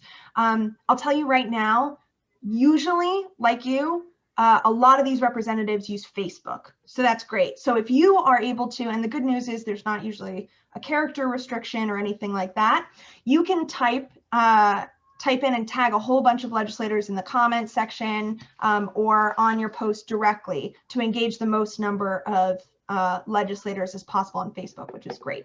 So thank you so much for sharing that with us. That's good to know. And wonderful, fantastic. So the last thing that I want to mention, we've kind of gone over 3 of the calls to action so far. I do also want to mention our 4th call to action. So we've got attend the legislative meetings tomorrow and Tuesday, email your legislators, we've got the social media campaign, and we've got also a local bleeding disorders awareness month campaign. So I sent out an email about this a little while ago and we mentioned it on our pre-program webinar, but this is something, while we can't all be in person, it's a great way to advocate locally and in your cities, towns, and counties. So we've been, this is our 5th year that hopefully we'll pass the March is Bleeding Disorders Awareness Month resolution on a state level, which is really exciting. So what we want to do is we also want to pass it in our cities, our towns, and in our counties. This is inspired by the Buffalo chapter. We'll give a shout out to Western New York Blood Care and Marilyn and Michael Tuberdick, who have worked really hard and for the past couple of years have also had Buffalo announce March as Bleeding Disorders Awareness Month and have announced their local county, Erie County, as March as Bleeding Disorders Awareness Month too. So not only will we do it on a state level, but we're hoping we want to get a ton of people to do it locally as well, whether it's in your small town, in a large city like Rochester, New York City, Albany, etc. We can contact our local legislators and ask them to pass March as Bleeding Disorders Awareness Month, which is exciting. So we've got the call to action here. If you scroll down at the end of our handy dandy participant packet, we've got some more information and talking points. And the call to action is to reach out to your city or town representative. If you live near a big city, like one of the ones I mentioned, Binghamton, Albany, Syracuse, any of those, feel free to reach out to those city representatives And if there's ways to, we've included some information on how to do so, and then your county representatives as well. So in what county you live in, you also can reach out to your county representatives. We've also included, if you are having a little bit of trouble thinking about what email to draft, we have a draft email here for you with subject line. You would put CC me on the email, and here, everything highlighted is just what you would need to fill in. Everything else, you can feel free to attach a personal story. You don't have to, but you can. And then you would attach this draft proclamation for them, which is the same one that we use on a state level. And they would only have to fill in exactly where the highlighted portions are. It's almost, it's just that easy, you know. And luckily, usually with these kinds of things, legislators really want to pass things like this and celebrate their constituents, celebrate the people in their community. So usually if you shoot an email over, if you say, hey, listen, we've been doing this on a state level, I'm someone in the bleeding disorder community, here's why it's important, it would mean a lot to me and other people in this community, you're very likely to get a yes answer, which from resolutions and things like this, which is very exciting. So we highly encourage you, that's the 4 out of 4 calls to action that we have to ask folks to make, see how many local resolutions we can get across New York State this year. We've gotten 1 county and 1 city in the past. We've gotten statewide. NHF does a wonderful job getting it nationally. Let's see how many other local resolutions we can get declaring March as Bleeding Disorders Awareness Month. So any other questions? I know we ran through all the calls to action. Do folks have any questions on that?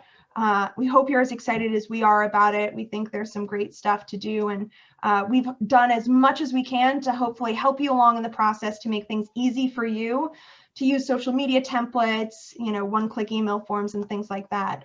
And if you need any help along the way, all you have to do is reach out to us, and we're happy to provide you with any other information you might need. So I'll break for a minute and see if there's any questions. I have a question about the proclamation stuff. Like, yeah, that's kind of towards the end of March. Like, if we don't get to it this year, like when was a good time to start that? Like, definitely. You know, how early is too early, or how late's too late, I guess. Yeah. Well, NHF does the Red Tide Challenge through April 17th, which is World Hemophilia Day, which is great. So we can continue doing it through then. But the best time to get started is usually around, I would say, early to mid-February. So that way they can have a declaration by March. But we're only into mid-March now. So there's still plenty of time. And usually resolutions like this locally don't take terribly long. It's not a long legislative process or anything like that to put through, but that's a great question. And next year, this will also be on our docket, and we'll hopefully be continuing to get local resolutions throughout New York State in the next several years. So good question, Jessica.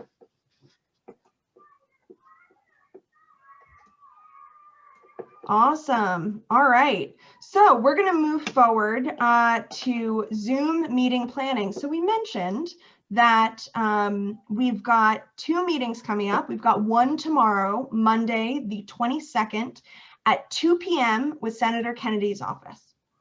Like I mentioned, I'm going to be sending out that Zoom link, and we're also going to be having one on Tuesday, March 23rd with Assemblywoman Latoya Joyner's office. We're still locking down that information, and we are going to send that out as soon as we have it, which is good.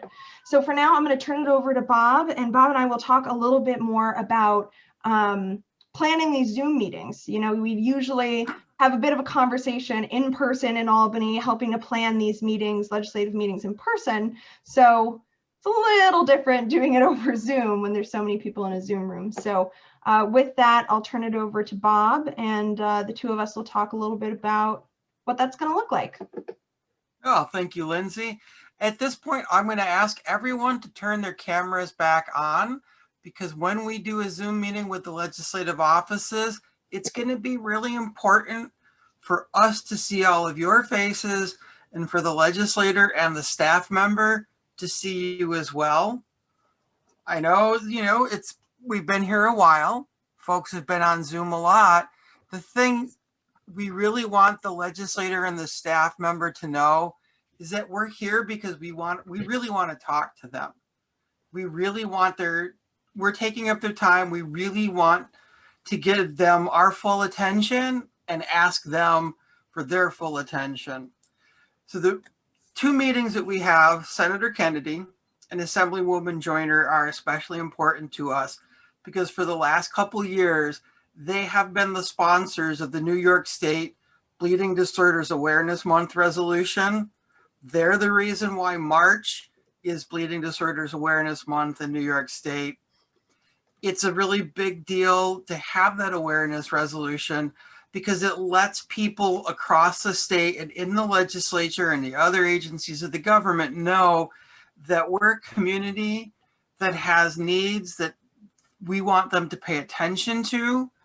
And that month is, imagine it's a spotlight being shined on us. For this month, we're in the spotlight. This is our chance to get our stories out there, to talk about our issues, the things that affect us and our families. So let's make the most of it. Now, when we go to the meetings with Senator Kennedy and Assemblywoman Joyner, there's a couple of things you need to know. We know that they support us in our issues. We know that they support us on this bill. So the talk won't be really about the bill, the patient assistance bill that Jessica went over with you. What we're really going to do with Senator Kennedy and Assemblywoman Joyner is talk to them about who we are and what our community is. They do sponsor the resolution for us, but they like to know exactly who we are and what the resolution means to us. So be thinking, we'll give each of you a turn during the meeting, a minute or two, for you to talk about. It could be how a bleeding disorder has affected your life, how some of these issues have impacted you. It could also be how some of the laws that have been passed have helped make a difference in your life, in the life of your family. These are the things that the legislators really need to know. If you remember Matt's talk about the fact that, on an average day, they're discussing 30, 40 bills. During the course of a 2-year legislative season, they will consider something like 10,000 pieces of legislation. So imagine that, if you will. Over the 2 years, you have to read and understand and then discuss and vote on 10,000 different things. You want a face. You want to know what's the human face on the issues. How does your vote, how does the law that you support, how does the law that you oppose affect real life people? That's why we get the resolution, and that's why we want to share your stories with these legislators who bring us that resolution. So it helps remind them why they do it, and it helps encourage them to keep up the good fight for us. Think of them as part of the team. We need to support, they have supported us with the resolution. So now we need to support them by letting them know who we are, why this matters, and how what they do helps. When we get into the meeting, it's going to be a pretty simple format. Lindsay or I will kick off the meeting with the brief introduction. We'll go around the room, as it were, have people introduce themselves. It helps if you name yourself on the screen, just you can give your first name and where you're from. They do like to see that. Then we'll go around and ask each of you, hey, can share your story for a minute? And we'll keep moving through. Now the senator, we may get Senator Kennedy and Assemblywoman Joyner. We might get a staff member. This is budget season, and when I tell you this, it's not a joke, but literally during budget season, they literally can get a call 10 o'clock on a Sunday night. You have to come to chambers in 15 minutes because we have something to vote on. That's the nuttiness of budget season. So it's tough for them to make meetings like this. They're going to try to be there with us. If they can't be there, they'll have staff members there to talk to us. Talking to staff is the same as talking to the legislator, because they're going to go back to the boss and share with them what went on in the meeting, good, bad, and indifferent. So like I said, we'll get in there, we'll introduce people, go around the room. You'll each have a chance to share your story. They may have questions for you. And remember, the focus is going to be about how things affect you, what life has been like for you, kind of challenges you're having, and how your life may be made better by some of the laws that have passed. It could be that the step therapy bill that passed a few years ago has helped you get faster access to your medication. It could be that the CHIP bill that was passed 2012, 2014 helped a child you know get at-home factor. It could be lots of things. That's something it's good to think about before you get to the meeting. Someone on this call, who I won't mention, Dorcas, likes to make the suggestion that if you're not sure, you know, if you find it's tough to remember your story, you want to make sure you get it right, what's really useful, get a couple index cards and just make a couple notes. You don't have to write out your story longhand. Just like, what are the key things you want to mention? Have it handy with you when we go into the meeting. And that's pretty simple. We sit, we talk, we let them know who we are, what's going on, why what they do matters to us, and we thank them for continuing to support us. Pretty simple, right? Now I see that people have turned their screens off again. And I get that in this long a meeting, that's something that's makes a lot of sense. When we have the meeting with the legislators, it's good to mute yourself unless you're speaking, but keep your screen on so that they know you want to be an active part of the meeting. And there you go. Any questions? A couple of other things I wanted to share was in your participant packet, you've got your meeting talking points, some tips for the legislative meeting. So make sure you're dressing nicely and don't forget to wear something red. So whether it's a nice top or, you know, making sure that you've got something on that likely doesn't have holes in it or something like that would be preferable. And something red just to be festive and to talk a little bit more about March's Bleeding Disorders Awareness Month. You can print out these talking points ahead of time to have as a reference. Try to have your home office and environment be as calm as possible. Everybody understands with Zoom at the moment, nothing's going to be perfect. There's going to be other noises and things like that, whether it's kids, pets, etc. Totally understand.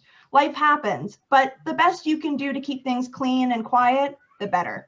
Whether it's having to put up a Zoom background behind you or, you know, just making sure you're in a quiet environment in your home, the quieter, the better. Please be on video when possible and mute yourself when you're not speaking, and make sure to join the Zoom link 5 or 10 minutes prior to the meeting time, just to make sure you're on time and prepared for the meeting in case anything logistically or technologically doesn't go well. So those are our tips for you for the virtual legislator meetings. We're really excited. We know the offices are very excited to hear from us.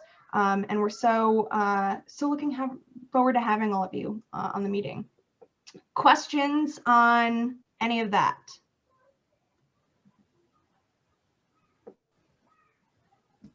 As you can hear, I don't know if you can, yeah.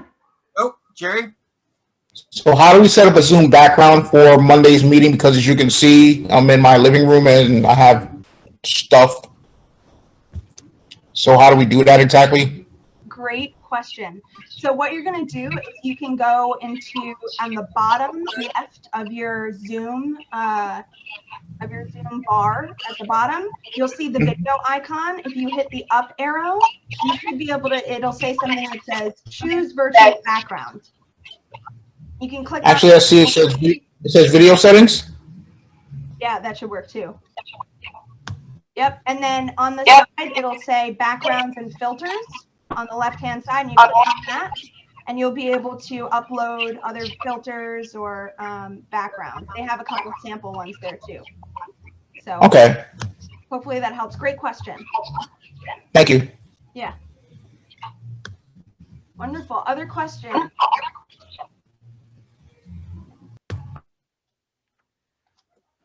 Wonderful. Well, thank you so much. There's one other thing that I do want to mention before we hop off. We do have a very exciting GooseChase scavenger hunt going on at the moment as well. Oh, let me pull it up first. There we go. So what's going on with this GooseChase scavenger hunt? We're so excited.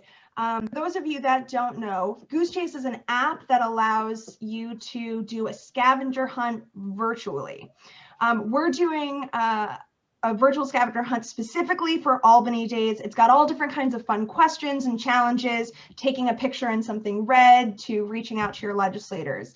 For folks that haven't used it before, all you have to do is download the GooseChase app and follow these steps. We have it all laid out in an email to all of you as well, but you'd sign up, you can join a game, there's the game code, and then this is what'll pop up on your screen. You can select a team and join the game and create your team, and then you are good to go and start completing challenges. We are actually, we have prizes this year for this, which is exciting. So we're going to be giving out Amazon gift cards to folks that have the most number of points. You can get points by creating or by completing various challenges in the scavenger hunt. And you'll notice that certain tasks, you'll be able to get more points than others. So it's a bit strategic, but you can go through and complete every single one of the tasks as well. So challenge is up to you. In very first place, the first place recipient will get a $100 Amazon gift card. Second place will get $50 Amazon gift card, and third place will get a $25 Amazon gift card. We are also going to be raffling off a $100 Amazon gift card to a random participant in the game. So even if you go on and you're like, well, I don't know if I'm going to be able to get first, second, or third, even by participating, you're going to be entered to win a $100 Amazon gift card. So definitely worth it. Sign up. It's a lot of fun. There have been a couple of folks bumping between first, second, and third, and a couple of underdogs coming up. So we're very excited about it. And who doesn't love to win gift cards, right? So this will close on March 31st. So you have a bit of time. You've got about 10 days to try to complete as many challenges as you can for points. And we hope to see you there. Like we said, all of this information will be in your email that we will follow up with you on after this meeting, and you'll be able to find all the information on how to register and play there. So we hope to see you on the GooseChase and hope that you have as much fun as we've had making it. Aside from that, we want to also thank our sponsor, Takeda, and the New York State Bleeding Disorders Coalition member organizations for helping to put on Albany Days this year, this training event, all the materials that you've seen, and helping to organize it. We're so grateful for their support. And with that, I'll open it up to any last questions that folks may have, or comments, concerns. Quick question. This Yeah. is Joshua.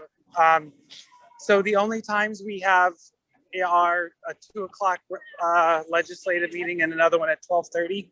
We're not meeting for anything else during tomorrow and Tuesday. Yeah, so we have one at 2 o'clock tomorrow, and we've got on Tuesday, we'll have another legislative meeting. We're locking down the time with the office. They're going through and checking the schedule of the Assemblywoman.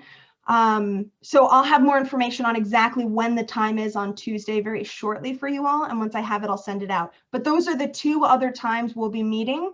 But if anybody needs any additional help or has any questions, feel free to shoot me an email, and we can always, work through things over Zoom or other things like that if need be to meet. But this will be our last in-person meeting, in-person Zoom meeting before we have those 2 legislative meetings, and then just the other calls to action. Yeah, Lindsay, we did get a question earlier in the week from someone who's interested in doing a meeting with their local office. Something you can always do. I know we go to Albany. Albany isn't the only place legislators have offices.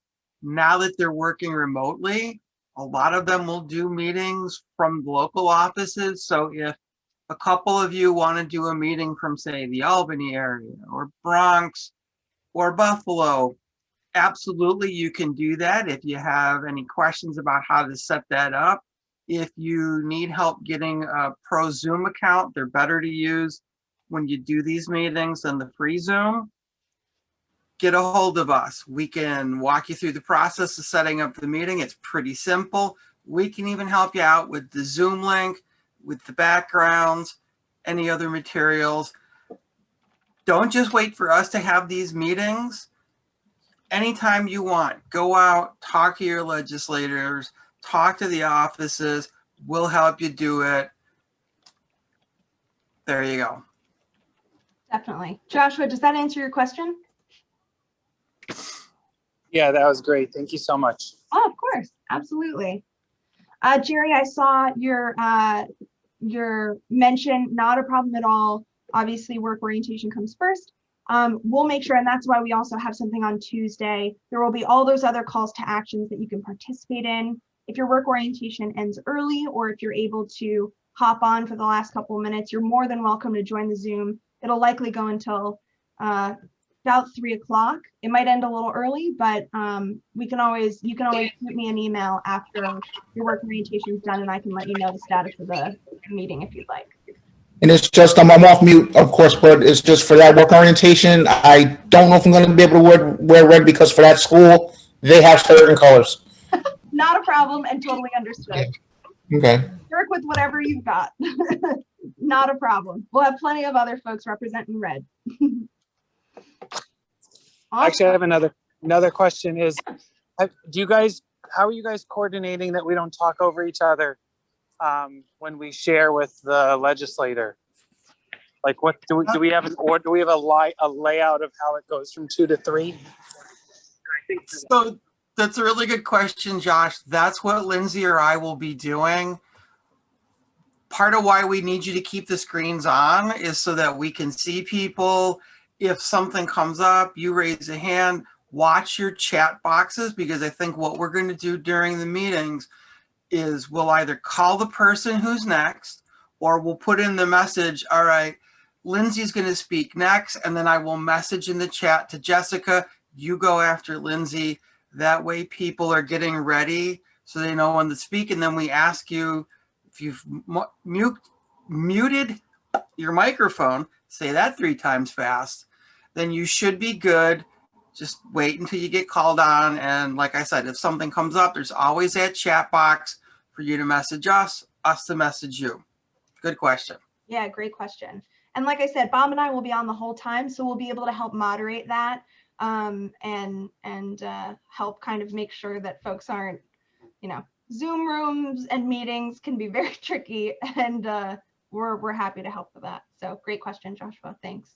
Another thing to note is in the reactions, if you guys have ever used those, most of those, if you do a reaction, it'll disappear after a few seconds, but the raise hand will stay up until somebody actually lowers it. So there's always that option too. Like if you have something that you want to ask or something you want to say, if you click raise hand, that will stay up. It won't disappear or anything like that. So people on the Zoom will be able to see that. Definitely. Great point. Any other questions?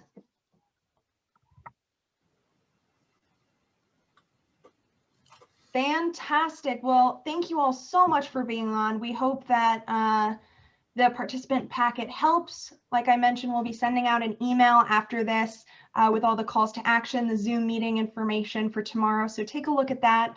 If you have any questions at all, by all means, reach out to us. Again, lindsay.cox@nyhemophilia.org. I'm also the one that's been sending you all of those emails, so feel free just to reply to one of those emails and we'll get right back to you. Thank you all so much for being on today. We've recorded this.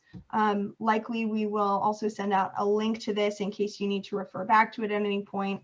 But we're so grateful for all of you to advocate on behalf of the New York State Bleeding Disorder community and happy advocating, happy Albany Days, and make sure you complete those 4 key calls to action. So thank you so much for being on today, and we'll see you soon.